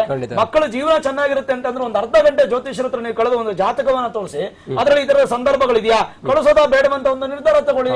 ಏನಾಗುತ್ತೆ, ಅದೇ ಜಾತಕ ಅನ್ನೋದು ತುಂಬಾ ಇಂಪಾರ್ಟೆಂಟ್ ಆಗುತ್ತೆ. ಜಾತಕವನ್ನ ನೋಡಿ ಅದರಲ್ಲೂ ಲಗ್ನದಿಂದ 5ನೇ ಮನೆ 7ನೇ ಮನೆ ಮತ್ತು ಲಾಭಸ್ಥಾನ ಭಾಗ್ಯಸ್ಥಾನ ಇವೆಲ್ಲವನ್ನ ನೋಡಿ, ಮುಖ್ಯವಾಗಿ ನಷ್ಟಸ್ಥಾನ ಅಯನ ಶಯನ ಭೋಗ ಅಂತ ಹೇಳ್ತೀವಿ. 12ನೇ ಮನೆಯಲ್ಲಿ ಏನಾದ್ರು ನೆಗೆಟಿವ್ ಆದ್ರೆ ನೋಡಿ, ಒಬ್ರು ಶಯನ ಅಂತ ಒಬ್ರು ಫೋನ್ ಮಾಡಿದ್ರು, ಅವ್ರ ಹೆಸರೇ ತಪ್ಪು, ಶಯನ ಅಂತ ಹೆಸರು ಇಟ್ಕೊಂಡು ಏನಿದೆ ಅರ್ಥಪೂರ್ಣ, ಅರ್ಥವೇ ಇಲ್ಲರ್ತಕ್ಕಂಥ ಹೆಸರು. ಈ ತರದೆಲ್ಲ ಸುಮಾರು ಜನ ತಪ್ಪು ಮಾಡ್ತಾರೆ. ಹಾಗಾಗಿ ಈ 12ನೇ ಮನೆಯನ್ನು ತುಂಬಾ ಇಂಪಾರ್ಟೆಂಟ್. ಅಲ್ಲೇನಾದ್ರೂ ಶುಕ್ರ ಇದ್ದು ಬಿಟ್ರೆ, ಒಂದೇ ಒಂದು ಸಣ್ಣ ಉದಾಹರಣೆ, 12ನೇ ಮನೆಯಲ್ಲಿ ಶುಕ್ರ ಇದ್ರೆ ಶುಕ್ರ ವಿವಾಹಕಾರಕ. ಲವ್ ಮ್ಯಾರೇಜ್ ಅಲ್ಲ, ವಿವಾಹದಲ್ಲೂ ಸಮಸ್ಯೆಗಳನ್ನ ಅನುಭವಿಸ್ತಾರೆ. ಅದಕ್ಕೆ ಚೆನ್ನಾಗಿ ಗಟ್ಟಿಯಾಗಿರ್ತಕ್ಕಂಥ ಹುಡುಗಿಯನ್ನ ನೋಡಿ ಮದುವೆ ಮಾಡಿದಾಗ ಪರಸ್ಪರ ಇಬ್ಬರಿಗೂ ಅನುಕೂಲಗಳಾಗುತ್ತೆ. ಇಲ್ಲಿ ಕೆಲವೊಂದು ಪರಿವರ್ತನಾ ಯೋಗಗಳಿಂದ ಚೇಂಜಸ್ ಆಗುವಂತ ಸಾಧ್ಯತೆಗಳು ಇರುತ್ತೆ. ಏನೇ ಆಗಲಿ ಪೋಷಕರು ಹೆಚ್ಚು ಗಮನ ಕೊಡಬೇಕು, ಅದು ಇಂಪಾರ್ಟೆಂಟ್. ಇವತ್ತಿನ ಒಂದು ನ್ಯೂಸ್ ಎಕ್ಸ್ ಚಾನೆಲ್ ನ ವತಿಯಿಂದ ಈ ಒಂದು ಕಾರ್ಯಕ್ರಮ ಏನಿದೆ, ಈ ಕಾರ್ಯಕ್ರಮದಿಂದ 10 ಜನಕ್ಕೆ ಒಳ್ಳೇದಾದ್ರೆ ಅದರಷ್ಟು ಸಂತೋಷ ಇನ್ಯಾವುದೂ ಇಲ್ಲ. ಖಂಡಿತ ಒಳ್ಳೇದು ಹಾಗೆ ಆಗುತ್ತೆ. ಪೋಷಕರು ಹೆಚ್ಚು ಗಮನವನ್ನು ತಮ್ಮ ಮಕ್ಕಳ ಮೇಲೆ ಕೊಡೋದ್ರಿಂದ ಲವ್ ಮ್ಯಾರೇಜ್ ಒಂದು ಸ್ವಲ್ಪ ಕಡಿಮೆ ಆಗುತ್ತೆ ಅನ್ನೋದು ನನ್ನ ಅಭಿಪ್ರಾಯ ಜ್ಯೋತಿಷ್ಯನಾಗಿ. ಖಂಡಿತ ವಿದ್ಯಾಶಂಕರ್ ಗುರುಗಳೇ, ಸಾಮಾನ್ಯವಾಗಿ ಮಕ್ಕಳ ಒಪ್ಪಿಗೆಗಾದ್ರೂ ಕೂಡ ನೀವು ಹೇಳಿದ್ರಿ ಅವಾಗ, ನಾನೇನೋ ಸೂಸೈಡ್ ಮಾಡ್ಕೊಳ್ತೀನಿ, ನಾನೇನೋ ಏನೋ ಮಾಡ್ಕೊಳ್ತೀನಿ ಅಂತ ಹೇಳಿ ಮನೆಯವರನ್ನ ಹೇಗೋ ಒಪ್ಪಿಸ್ತಾರೆ. ಮನೆಯವರು ಕೊನೆಗೆ ಏನಾದ್ರೂ ಆಗ್ಲಿ ಮಗಳು ಚೆನ್ನಾಗಿದ್ರೆ ಸಾಕು, ಇಷ್ಟಪಟ್ಟವನ ಜೊತೆ ಇರ್ಲಿ ಅಂತ ಹೇಳಿ ಮದುವೆ ಮಾಡ್ತಾರೆ. ಜಾತಕ ನೋಡಿದಾಗ ಏನೇನೋ ಆಗಿರುತ್ತೆ, ಜಾತಕದಲ್ಲೂ ಕೂಡ ಒಪ್ಪಿತೆ ಇರೋದಿಲ್ಲ. ಇಂಥ ಸಂದರ್ಭದಲ್ಲಿ ಅವ್ರಿಗೇನಾದ್ರೂ ಪರಿಹಾರ ಮಾರ್ಗ ಇರುತ್ತಾ, ಏನಾದ್ರೂ ಅದನ್ನ ಬದಲಾವಣೆ ಮಾಡ್ಕೊಳ್ಳುವಂತ ಸನ್ನಿವೇಶಗಳಿರುತ್ತಾ? ಪ್ಲೀಸ್. ಇಲ್ಲಿ ಮಕ್ಕಳು ಮಾತ್ರ ಸತ್ತು ಹೋಗ್ತೀನಿ ಅಂತ ಹೆದರಿಸ್ತಾರೆ ಅಂತ ಅನ್ಕೊಳ್ಳೋದು ತುಂಬಾ ದೊಡ್ಡ ಮುಟ್ಟಾಳ್ತನ ಆಗುತ್ತೆ. ತಂದೆ ತಾಯಂದ್ರು ಸಹ ಆ ಎರಡೂ ಜಾತಕಗಳು ಚೆನ್ನಾಗಿರ್ತವೆ, ಜೊತೆಗೆ ಪ್ರೇಮ ವಿವಾಹಕ್ಕೆ ಯೋಗ್ಯವಾದಂತಹ ಜಾತಕಗಳಿದ್ರೂ ಸಹ ಏನೇನೋ ಕಾರಣಗಳು ಬರ್ತವೆ. ಜಾತಿ ಕಾರಣಗಳಿರಬಹುದು, ಅಥವಾ ಅಂತಸ್ತಿನ ಕಾರಣಗಳಿರಬಹುದು, ಹಣದ ಕಾರಣಗಳಿರಬಹುದು, ಬೇರೆ ಯಾವ್ದಾವ್ದೋ ರೀತಿ ಕಾರಣಗಳು ಬರ್ತವೆ. ನೀನ್ ಅವನನ್ನ ಮದ್ವೆ ಆದ್ರೆ ನಾನು ಸೂಸೈಡ್ ಮಾಡ್ಕೊಂಡ್ಬಿಡ್ತೀನಿ, ನೀನ್ ಮದ್ವೆ ಯಾಕಂದ್ರೆ ಕೆಲವೊಮ್ಮೆ ತಂದೆ ತಾಯಿಗಳೇ ಏನ್ ಮಾಡ್ತಾರೆ, ಆ ಮಗುವಿನ ಜೀವನವನ್ನ ಕಿತ್ಕೊಳ್ಳುವಂತ ಕೆಲಸಗಳನ್ನ ಮಾಡ್ಬಿಡ್ತಾರೆ. ಇಲ್ಲಿ ಮಕ್ಕಳು ಮಾತ್ರ ಸರಿ ಮಾಡ್ತಾರೆ ಅಥವಾ ತಂದೆ ತಾಯಿಗಳು ಮಾತ್ರ ಸರಿ ಮಾಡ್ತಾರೆ ಅಂತ ತಪ್ಪು ಎರಡೂ ಕಡೆಗಳಿಂದ ಆಗುತ್ತೆ. ಚಪ್ಪಾಳೆ ಹೊಡಿಬೇಕು, ಚಪ್ಪಾಳೆ ಶಬ್ದನ ಕೇಳಿಸ್ಬೇಕು ಅಂದ್ರೆ 2 ಕೈ ಹೊಡಿಲೇಬೇಕು, 2 ಕೈ ಬಡಿಲೇಬೇಕು, ಆಗ್ಲೇ ಚಪ್ಪಾಳೆ ಬರ್ತಕ್ಕಂಥದ್ದು. ಇಲ್ಲಿ ತಂದೆ ತಾಯಿಗಳದ್ದು ಎಷ್ಟು ತಪ್ಪಿರುತ್ತೋ ಮಕ್ಕಳದ್ದು ಅಷ್ಟೇ ತಪ್ಪಿರುತ್ತೆ. ಮಕ್ಕಳು ಎಷ್ಟು ಸರಿ ಮಾಡ್ತಾರೋ ತಂದೆ ತಾಯಂದ್ರು ಸಹ ಅಷ್ಟೇ ರೀತಿಯ ಸರಿ ಮಾಡಿರ್ತಾರೆ. ಇಲ್ಲಿ ಪ್ರೇಮ ವಿವಾಹಗಳು ಅಂತ ಬಂದಾಗ ಏನಾಗುತ್ತೆ, ಫಸ್ಟ್ ತೋರಿಸಿ, ಜಾತಕಗಳನ್ನ ತೋರಿಸಿ, ಅದರಿಂದ ಅನುಕೂಲ ಇದೆ ಅಂತ ಹೇಳಿದ್ರೆ ಯಾವ ಜಾತಿ ಆದ್ರೇನು ಅಥವಾ ಯಾವ ಮತವಾದ್ರೇನು, ನನ್ನ ಮಕ್ಕಳು ಚೆನ್ನಾಗಿರ್ತಾರೆ ಅಂದ್ರೆ ಎಲ್ಲಿ ಹೋಗಿ ಸೆಟ್ಲ್ ಆದ್ರೆ ಏನ್ ಪ್ರಯೋಜನ ಅಲ್ವಾ? ಚೆನ್ನಾಗಿರ್ಲಿ, ಎಲ್ಲೇ ಇರ್ಲಿ, ಚೆನ್ನಾಗಿರ್ಲಿ, ತಂದೆ ತಂದ್ರು ಕೇಳ್ಕೊಳ್ಳೋದು ಅಷ್ಟೇ ಅಲ್ವಾ? ಅದೇ ಏನಾದ್ರೂ ಎಂಥ ಉನ್ನತವಾದಂತಹ ಸಂಬಂಧವಾಗಿರ್ಲಿ, ಸ್ವಜಾತಿನೇ ಆಗಿರ್ಲಿ ಅಥವಾ ಸ್ವಧರ್ಮವೇ ಆಗಿರ್ಲಿ, ಅದರಿಂದ ಉದ್ಧಾರ ಇಲ್ಲ ಅಂದ್ರೆ ಖಂಡಿತವಾಗ್ಲೂ ಸಹ ಅವರು ಸೂಸೈಡ್ ಮಾಡ್ಕೊಳ್ಳೋದೇ ಒಳ್ಳೇದು ಅನ್ನೋದು ನನ್ನ ಅಭಿಪ್ರಾಯ. ಯಾಕಂದ್ರೆ ಬದುಕಿದ್ದು ಆಮೇಲೆ ಬೇರೆ ಬೇರೆ ರೀತಿಯ ಒಂದು ಬೇರೆ ಬೇರೆ ಕೆಲಸಗಳಿಗೆ ಹೋಗೋದಕ್ಕಿಂತ ಒಬ್ರಿಗೆ ನೆಮ್ಮದಿ ಕೊಟ್ಬಿಟ್ಟು ಇನ್ನೊಬ್ರಾದ್ರೂ ಸ್ವಲ್ಪ ದೂರ ಹೊರಟೋಗ್ಬಿಟ್ರೆ ಏನಾಗುತ್ತೆ, ಜೀವನ ಅನ್ನೋದು ಸುಖಮಯವಾಗಿರುತ್ತೆ. ಈ ಕಡೆ ಇವರು ಹಿಂಸೆ ಅನುಭವಿಸ್ಕೊಂಡು, ಬದುಕಿರೋರ್ಗೂ ಹಿಂಸೆ ಕೊಟ್ಕೊಂಡು, ಸತ್ತವ್ರಿಗೂ ಹಿಂಸೆ ಕೊಟ್ಕೊಂಡು ಆ ರೀತಿ ಬಾಳ್ಬೇಕಾಗಿರೋ ಬಾಳ ಅವಶ್ಯಕತೆ ಯಾರಿಗೂ ಬೇಕಾಗಿರಲ್ಲ. ಇದನ್ನ ಅರ್ಥ ಮಾಡ್ಕೊಂಡು ಹೋಗ್ಬೇಕು. ಅಂದ್ರೆ ಪ್ರೇಮ ವಿವಾಹ ಅಂತ ಬಂದಾಗ ಪ್ರತಿಯೊಬ್ಬ ಮನುಷ್ಯನ ಜೀವನದಲ್ಲೂ ಪ್ರೀತಿ ಅಂತಕ್ಕಂಥದ್ದು ಬಹಳಷ್ಟು ಅತ್ಯಂತ ಅವಶ್ಯಕವಾಗಿರ್ತಕ್ಕಂಥ ಒಂದು ಭಾವನೆ. ಅದು ಆ ಭಾವನೆಗಳು ಇಂಥವ್ರಿಗೆ ಬರುತ್ತೆ, ಇಂಥವ್ರಿಗೆ ಬರಲ್ಲ ಅಂತಲ್ಲ. ಪ್ರತಿಯೊಂದು ಕೀಟಗಳಾಗ್ಬಹುದು, ಜಂತುಗಳಾಗ್ಬಹುದು, ಪ್ರಾಣಿಗಳಾಗ್ಬಹುದು, ಪಕ್ಷಿಗಳಾಗ್ಬಹುದು, ಮನುಷ್ಯನೇ ಆಗಬಹುದು. ಸಂಬಂಧಗಳು ಅಂತ ಇರೋದು ಮನುಷ್ಯನಲ್ಲಿ ಮಾತ್ರ, ಪ್ರಾಣಿಗಳಲ್ಲಿ ಆ ಸಂಬಂಧಗಳು ಅನ್ನೋದು ಬರಲ್ಲ. ಅದಕ್ಕೇನೆ ಏನಾಗುತ್ತೆ, ನಮ್ಮಲ್ಲಿ ಮದುವೆಗಳು ಅಂತ ಹೇಳಿದ್ರೆ ಅಷ್ಟು ಪ್ರಾಶಸ್ತ್ಯ. ಯಾಕಂದ್ರೆ ಇದು ನಮ್ಮ ಧರ್ಮಕ್ಕೆ ಮಾತ್ರ ಸೀಮಿತವಾಗಿರ್ತಕ್ಕಂಥದ್ದಲ್ಲ, ಪ್ರತಿ ಧರ್ಮದಲ್ಲಿಯೂ ಸಹ ಮದುವೆ ಅಂತಕ್ಕಂಥ ಪ್ರಕ್ರಿಯೆಗಳು ಬಂದೇ ಬರ್ತವೆ. ಆ ಮದುವೆಗಳಲ್ಲಿ ಲವ್ ಮ್ಯಾರೇಜ್ ಆಗಿರ್ಬೋದು ಅಥವಾ ಅರೇಂಜ್ ಮ್ಯಾರೇಜ್ ಆಗಿರ್ಬಹುದು, ಅಲ್ಲಿ ಡಿಫರೆನ್ಸ್ ಗಳು ಬರದಾಗ ಏನಾಗುತ್ತೆ ಅಂತ ಹೇಳಿದ್ರೆ, ಇವ್ರು ಪ್ರೀತಿ ಮಾಡಿ ಮದುವೆ ಮಾಡ್ಕೊಳ್ಳೋದ್ರಲ್ಲಿ ಯಾವುದೇ ರೀತಿ ತಪ್ಪಿಲ್ಲ. ಯಾಕಂದ್ರೆ ಹಿಂದಿನ ಕಾಲದಲ್ಲಿ ಹೆಣ್ಣು ಮಕ್ಕಳಿಗೆ ಸ್ವಾತಂತ್ರ್ಯ ಇಲ್ಲ ಅಂತ ಹೇಳ್ತಿದ್ರು. ಬಟ್ ಆದ್ರೆ ನಾನು ಅದನ್ನ ಸ್ವಲ್ಪ ವಿರೋಧ ಮಾಡ್ತೀನಿ. ಯಾಕಂದ್ರೆ ಬಹಳಷ್ಟು ಸ್ವಾತಂತ್ರ್ಯ ಇತ್ತು. ಕೆಲವೊಂದು ಶತಮಾನಗಳ ಹಿಂದೆವರೆಗೂ ಸ್ವಲ್ಪ ಕೆಲವೊಂದು ಕಾಲಘಟ್ಟಗಳ ಬದಲಾವಣೆ ನಂತರ ಅದು ಸ್ವಲ್ಪ ಕೈ ತಪ್ಪು ಹೋಯ್ತೆ ಹೊರತು, ಹಿಂದಿನ ಕಾಲಗಳೆಲ್ಲ ತಗೊಳ್ಳಿ ಸ್ವಯಂವರಗಳನ್ನ ಮಾಡ್ತಾ ಇದ್ರು. ಆಕೆ ಯಾರನ್ನ ಇಷ್ಟಪಡ್ತಾನೋ ಅದೇ ಹುಡುಗಿಗೆ ಕೊಟ್ಟು ಮದುವೆ ಮಾಡ್ತಾ ಇದ್ರು. ಆ ಹುಡುಗಿ ಯಾರನ್ನ ಅದೇ ಹುಡುಗನ ತಂದು ಮದುವೆ ಮಾಡ್ತಾ ಇದ್ರು. ಇಲ್ಲಿ ಪ್ರತಿಯೊಂದು ಅಂತ ನೋಡಿದಾಗ ಏನಾಗುತ್ತೆ, ಆಯ್ಕೆಗಳು, ಯಾಕಂದ್ರೆ ಪ್ರತಿಯೊಂದು ಇವಾಗ ನಾನು ಒಂದು ವಸ್ತುಗಳು ನನ್ನ ಮುಂದೆ ಬರುತ್ತೆ ಅಂತ ಅನ್ಕೊಳ್ಳಿ, ಅದು ಆಕಸ್ಮಿಕವಾಗಿ ಬಂದಿರಬಹುದು. ಆದ್ರೆ ಅದನ್ನ ನಾನು ತಗೋಬೇಕೋ ಬಿಡಬೇಕೋ ಅಂತಕ್ಕಂಥದ್ದನ್ನ ನಿರ್ಧಾರ ನಾನ್ ಮಾಡ್ಕೋಬೇಕಾಗತ್ತೆ. ಇವಾಗ ಏನೋ ಒಂದು ಕ್ರಿಯೆ ಬಂತು, ಆ ಕ್ರಿಯೆಗೆ ನಾನು ಪ್ರತಿಕ್ರಿಯೆ ಕೊಡಬೇಕಾದಾಗ ಯಾವ ರೀತಿ ಪ್ರತಿಕ್ರಿಯೆ ಕೊಡಬೇಕು ಅಂತ ನಾನು ತಿಳ್ಕೊಂಡು ಆ ಪ್ರತಿಕ್ರಿಯೆನ ಕೊಡ್ಬೇಕೆ ಹೊರತು, ಪ್ರತಿಕ್ರಿಯೆ ನನ್ನ ಮೇಲೆ ಡಿಪೆಂಡ್ ಆಗಿರುತ್ತೆ. ಈಗ ಪ್ರೇಮ ಬಂದಾಗ್ಲೂ ಅಷ್ಟೇ, ಅದರಿಂದ ನನಗೆ ಉನ್ನತಿ ಇದೆಯೋ ಅಥವಾ ಅವನತಿ ಇದೆಯೋ, ಒಳ್ಳೇದಾಗತ್ತೋ ಕೆಟ್ಟದ್ದಾಗತ್ತೋ, ನನ್ನ ಜೀವನಕ್ಕೆ ಎಷ್ಟೇ ಸುಖಮಯವಾದಂತಹ ವಾತಾವರಣ ಬಂದ್ರೂ ಸಹ ಆ ಪ್ರೀತಿಯಿಂದ ಬರುತ್ತೆ ಅನ್ನೋದಾದ್ರೆ ಯಾಕೆ ಆ ಪ್ರೀತಿನ ಅಕ್ಸೆಪ್ಟ್ ಮಾಡ್ಕೋಬಾರ್ದು? ಅದೇ ತುಂಬಾನೇ ದೊಡ್ಡ ಶ್ರೀಮಂತರ ಮನೆ ಹುಡುಗ ಅಥವಾ ದೊಡ್ಡ ಶ್ರೀಮಂತರ ಮನೆ ಹುಡುಗಿ, ಇದೆಲ್ಲಾ ವ್ಯವಸ್ಥೆಗಳು ಇದಾವೆ. ಆದ್ರೆ ಆ ಮದುವೆ ಆಗೋದ್ರಿಂದ ನನ್ನ ಜೀವನ ಒಂದ್ ಮೂರ ಬಟ್ಟೆ ಆಗೋಗುತ್ತೆ ಅಂದ್ರೆ ಚಿನ್ನದ ಸೂಜಿ ಅಂತ ಕಣ್ಚುಚ್ಕೋತೀರಾ? ಅಂತ ಪ್ರೀತಿ ಬೇಕಾಗಿರಲ್ಲ, ಬಿಟ್ಬಿಡ್ಬೇಕು. ಮನುಷ್ಯ ಅಂತಂದಾಗ ನಾನು ಹೇಳೋದು, ಪ್ರೀತಿಗಿಂತ ಪ್ರತಿಯೊಬ್ಬರಿಗೂ ಅಷ್ಟೇ ಎಲ್ಲದಕ್ಕಿಂತ ದೊಡ್ಡದು ಅಂದ್ರೆ ನನ್ನ ಜೀವನದಲ್ಲಿ ನಾನು ಬದುಕ್ ಬಾಳ್ಬೇಕಾದಂತಹ ರೀತಿ ಮುಖ್ಯನೇ ಹೊರತು ನಾನು ಯಾರನ್ನು ಮದುವೆ ಮಾಡ್ಕೊಳ್ತೀನಿ ಅಥವಾ ನಾನು ಹೆಂಗಿರ್ತೀನಿ ಅನ್ನೋದು ಮುಖ್ಯ ಅಲ್ಲ. ಜೀವನದ ಡೆಸ್ಟಿನಿ ಅನ್ನೋದು ಬಹಳ ಮುಖ್ಯ. ಅದನ್ನ ನಾನು ಒಂದು ಗಣನೆಗೆ ತಗೊಂಡು ಅಲ್ಲಿಂದ ನಾನು ಇದರಿಂದ ಈ ಕಡೆ ಪ್ರೇಮ ವಿವಾಹಕ್ಕೆ ಹೋದ್ರೆ ಒಳ್ಳೇದಾ ಇಲ್ಲ ಅಂತ ಹೇಳಿದ್ರೆ ಸಹಜವಾದಂತಹ ಒಂದು ಅರೇಂಜ್ ಮ್ಯಾರೇಜ್ ಗಳನ್ನ ಮಾಡ್ಕೊಳ್ಳೋದು ಒಳ್ಳೇದಾ ಅನ್ನೋದನ್ನ ಅವರವರ ನಿರ್ಧಾರಗಳಿಗೆ ಬಿಡಬೇಕಾದ್ರೆ, ಪ್ರತಿಯೊಬ್ಬ ಮನುಷ್ಯನ ತಲೆನಲ್ಲೂ ಬ್ರೈನ್ ಅನ್ನೋದು ಇದ್ದೇ ಇರುತ್ತೆ, ಯೋಚನಾ ಲಹರಿಗಳು ಇದ್ದೇ ಇರುತ್ತವೆ. ಪ್ರತಿಯೊಬ್ಬ ಮನುಷ್ಯನಿಗೂ ಬ್ರೈನ್ ಅನ್ನೋ ಐಟಮ್ ನ ಭಗವಂತ ಕಳಿಸಿರ್ತಾನೆ. ಯೋಚನೆ ಮಾಡೋ ಶಕ್ತಿ ಇಲ್ಲ ಅಂತ ಯಾರಿಗೂ ಇಲ್ಲ. ಪ್ರತಿಯೊಬ್ಬನಿಗೂ ಆಲೋಚನಾ ಶಕ್ತಿ ಅನ್ನೋದು ಇದ್ದೇ ಇದೆ.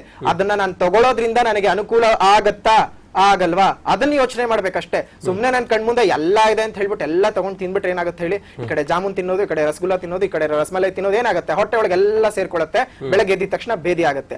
ಆತರ ಮಾಡ್ಕೊಳ್ಳೋ ಬದಲು ಒಂದನ್ನ ಆಯ್ಕೆ ಮಾಡ್ಕೋಬೇಕು. ನನ್ನ ಜೀವನಕ್ಕೆ ಒಳ್ಳೇದ್ ಯಾವ್ದು? ನಿಮ್ಮ ಜಾತಕಗಳು ನೋಡಿದಾಗ ಗೊತ್ತಾಗುತ್ತೆ. ಪ್ರೇಮ ವಿವಾಹ ಮಾಡ್ಕೊಂಡ್ರೆ ಒಳ್ಳೇದಾ ಅಥವಾ ಅರೇಂಜ್ ಮ್ಯಾರೇಜ್ ಮಾಡ್ಕೊಂಡ್ರೆ ಒಳ್ಳೇದಾ? ಇಲ್ಲಿ ನೋಡಿ, ಕೆಲವೊಬ್ಬರಿಗೆ ಮದುವೆನಲ್ಲೇ ತೊಂದ್ರೆ ಇರ್ತವೆ. ಈ ಕಡೆ ಲವ್ ಮ್ಯಾರೇಜ್ ಮಾಡ್ಕೊಂಡ್ರು ತೊಂದ್ರೆ, ಈ ಕಡೆ ಅರೇಂಜ್ ಮ್ಯಾರೇಜ್ ಮಾಡ್ಕೊಂಡ್ರು ತೊಂದ್ರೆ. ಅವ್ರು ಸ್ವಲ್ಪ ಅಡ್ಡಕತ್ರಿನಲ್ಲಿ ಸಿಕ್ಕಾಕೊಂಡ್ಬಿಟ್ಟಿರ್ತಾರೆ.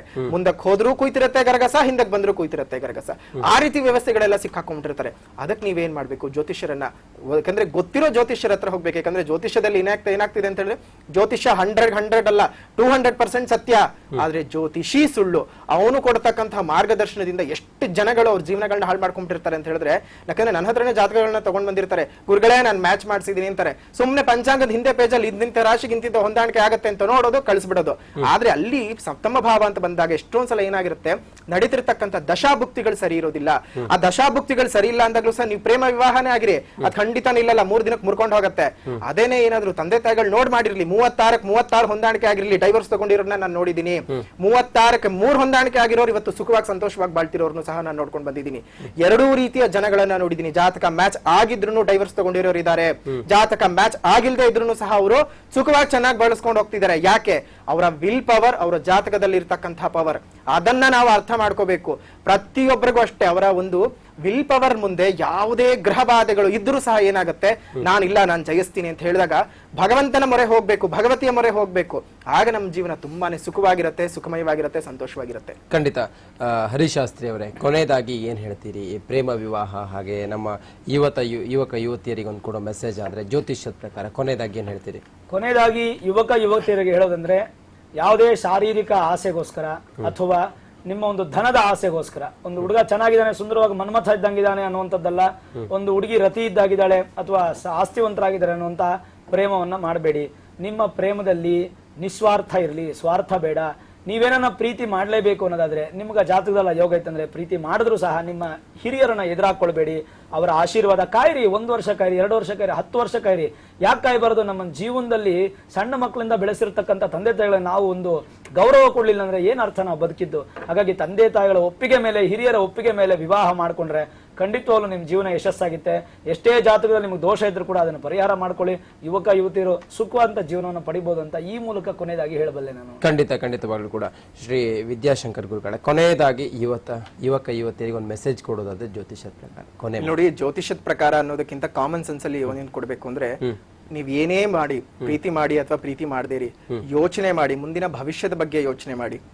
ಮುಂದಿನ ಜೀವನಗಳು ನಾನು ಹೇಗೆ ಕಳಿಬೇಕು, ನಾನು ಹೇಗೆ ಇರಬೇಕು, ಹೇಗೆ ಬಾಳಬೇಕು ಅಂತ ಮುಂದಿನ ದಿನಗಳನ್ನ ಯೋಚನೆ ಮಾಡಿ ಇವತ್ತು ಒಂದು ಹೆಜ್ಜೆ ಇಡ್ತಕ್ಕಂಥದ್ದು ಬಹಳ ಉತ್ತಮ. ಆ ಕ್ಷಣಿಕ ಸುಖಕ್ಕೋಸ್ಕರ, ಕ್ಷಣಿಕ ಲಾಲಸೆಗೋಸ್ಕರ ನೀವು ಬಲಿಯಾದ್ರೆ ಮುಂದಿನ ಭವಿಷ್ಯ ಬಲಿಯಾಗೋಗತ್ತೆ. ಭವಿಷ್ಯ ಮುಖ್ಯನೇ ಹೊರತು ಈ ಕ್ಷಣ ನನಗೆ ಮುಖ್ಯ ಅಲ್ಲ. ಅದನ್ನ ಆಲೋಚನೆ ಮಾಡ್ಕೊಂಡು ನೀವು ಜೀವನ ಸಾಗಿಸ್ಕೊಂಡು ಹೋಗಿ ಚೆನ್ನಾಗಿರ್ತೀರಾ. ಖಂಡಿತವಾಗ್ಲೂ ಕೂಡ ಸಾಕಷ್ಟು ವಿಚಾರಗಳ ಬಗ್ಗೆ ತಿಳಿಸ್ಕೊಟ್ರೆ ಧನ್ಯವಾದ ಇಬ್ಬರಿಗೂ. ಖಂಡಿತವಾಗ್ಲೂ ಕೂಡ ಮುಂದಿನ ದಿನದಲ್ಲಿ ನಾವು ಜೀವನದಲ್ಲಿ ಸುಖವಾಗಿರ್ಬೇಕು ಅಂತ ಹೇಳಿ ಎಷ್ಟೋ ಇವತ್ತು ಪ್ರೀತಿ ಪ್ರೇಮ ಆಗತ್ತೆ. ಆದ್ರೆ ಆ ಪ್ರೀತಿ ಪ್ರೇಮದಲ್ಲಿ ಎಲ್ಲವನ್ನ ಗುರು ಹಿರಿಯರನ್ನ, ಹಾಗೆ ನಮ್ಮ ಹೆತ್ತವರನ್ನ, ನಮ್ಮ ಹಿರಿಕರನ್ನ ನಾವು ಎದುರು ಹಾಕೊಂಡು ಮದುವೆ ಆದ್ರೆ ಅದು ಯಾವತ್ತೂ ಕೂಡ ಉತ್ತಮವಾದದಲ್ಲ. ಪ್ರೇಮ ನಿಸ್ವಾರ್ಥ ಪ್ರೇಮ ಅಂತ ಹೇಳಿ ಅರಿಷಡ್ ವರ್ಗಗಳಂತೇಳಿ ಏನು ಹೇಳಿದ್ರು, ಅದರಿಂದ ಆಗುವಂತಹ ಪ್ರೇಮ. ಹಾಗೆ ನಾವು ನಿಸ್ವಾರ್ಥ ಪ್ರೀತಿ ಪ್ರೇಮವನ್ನು ಮಾಡಿ ಮದುವೆ ಆದದ್ದೇ ಆದರೆ ಮುಂದಿನ ದಿನಗಳಲ್ಲಿ ಉತ್ತಮ ಆಗಿರುತ್ತೆ. ಅದೆಲ್ಲವಕ್ಕೂ ಕೂಡ ವಿಲ್ ಪವರ್ ಅನ್ನೋದು, ನಮ್ಮ ಆತ್ಮಸ್ಥೈರ್ಯ ಅನ್ನೋದು, ಏನೇ ಬಂದರೂ ಕೂಡ ನಾನು ಜಯಿಸ್ತೇನೆ. ಹಾಗೆ ನಮ್ಮ ಮನಸ್ಸು ಶುದ್ಧವಾಗಿದೆ, ನಮಗೆ ಯಾವುದೇ ಆಸೆ ಇಲ್ಲ, ಈ ಪ್ರೀತಿಯಿಂದಾಗಿ ನಾವು ಚೆನ್ನಾಗಿ ಬದುಕಬೇಕು ಅನ್ನೋ ಮನಸ್ಸಿರಬೇಕು. ಹಾಗೆ ಗುರು ಹಿರಿಯರ ಆಶೀರ್ವಾದ ಕೂಡ ಪ್ರೇಮ ವಿವಾಹಕ್ಕೆ ಬಹಳ ಮುಖ್ಯ ಅನ್ನೋದು. ಈ ರೀತಿಯಾಗಿ ಯುವತಿಯರು ಹಾಗೆ ಮನೆಯವರು ಕೂಡ ತಮ್ಮ ಒಂದು ಕರ್ತವ್ಯ ಕೂಡ ಹೆಚ್ಚಾಗಿರುತ್ತೆ. ಇದೆಲ್ಲವನ್ನ ಕೂಡ ನಿಭಾಯಿಸಿದಲ್ಲಿ ಪ್ರೇಮ ವಿವಾಹ ಖಂಡಿತವಾಗ್ಲೂ ಕೂಡ ಸಫಲ ಆಗುತ್ತೆ. ಅದನ್ನು ಹೊರತುಪಡಿಸಿ ಮನಸ್ಸೇ ಸರಿ ಇಲ್ಲದೆ, ಮನಸ್ಸಿನಲ್ಲಿ ಆಸೆ ಆಕಾಂಕ್ಷೆಗಳನ್ನು ಇಟ್ಕೊಂಡು ಪ್ರೀತಿ ಮಾಡಿ, ಅಟ್ರಾಕ್ಷನ್ ಅಂತೇಳಿ ನಾವೇನು ಹೇಳ್ತೀವಿ, ಆ ರೀತಿ ಮಾಡಿದ್ರೆ ನಿಜವಾಗಿಯೂ ಕೂಡ ಅದು ಸರಿಯಲ್ಲ. ಮುಂದಿನ ದಿನಗಳಲ್ಲಿ ಜೀವನವನ್ನು ಹಾಳು ಮಾಡಿಕೊಳ್ಳುವಂಥ ಪರಿಸ್ಥಿತಿ ಕೂಡ ಬಂದರೂ ಬರಬಹುದು ಅನ್ನೋದು ಕೂಡ ಗುರುಗಳು ಹೇಳ್ತಿರುವಂಥ ಮಾತು. ನೋಡೋಣ ಮುಂದಿನ ದಿನಗಳಲ್ಲಿ ಈ ರೀತಿಯ ಪ್ರೇಮ ವಿವಾಹಗಳು ನಡೆಯುತ್ತಾ, ಈ ರೀತಿ ಪ್ರೇಮ ವಿವಾಹಗಳು ನಿಂತು ನಿಸ್ವಾರ್ಥ ಪ್ರೇಮ ವಿವಾಹ ಆಗುತ್ತಾ, ಹಾಗೆ ಪೋಷಕರು ಕೂಡ ತಮ್ಮ ಜವಾಬ್ದಾರಿಯನ್ನು ಸರಿಪಡಿಸ್ಕೊಳ್ತಾರ ಅನ್ನೋದನ್ನು. ಇದೇ ಈ ಹೊತ್ತಿನ ವಿಶೇಷ. ನ್ಯೂಸ್ ಎಕ್ಸ್ ಕನ್ನಡ, ಸುದ್ದಿ ಗದ್ದಲವಲ್ಲ.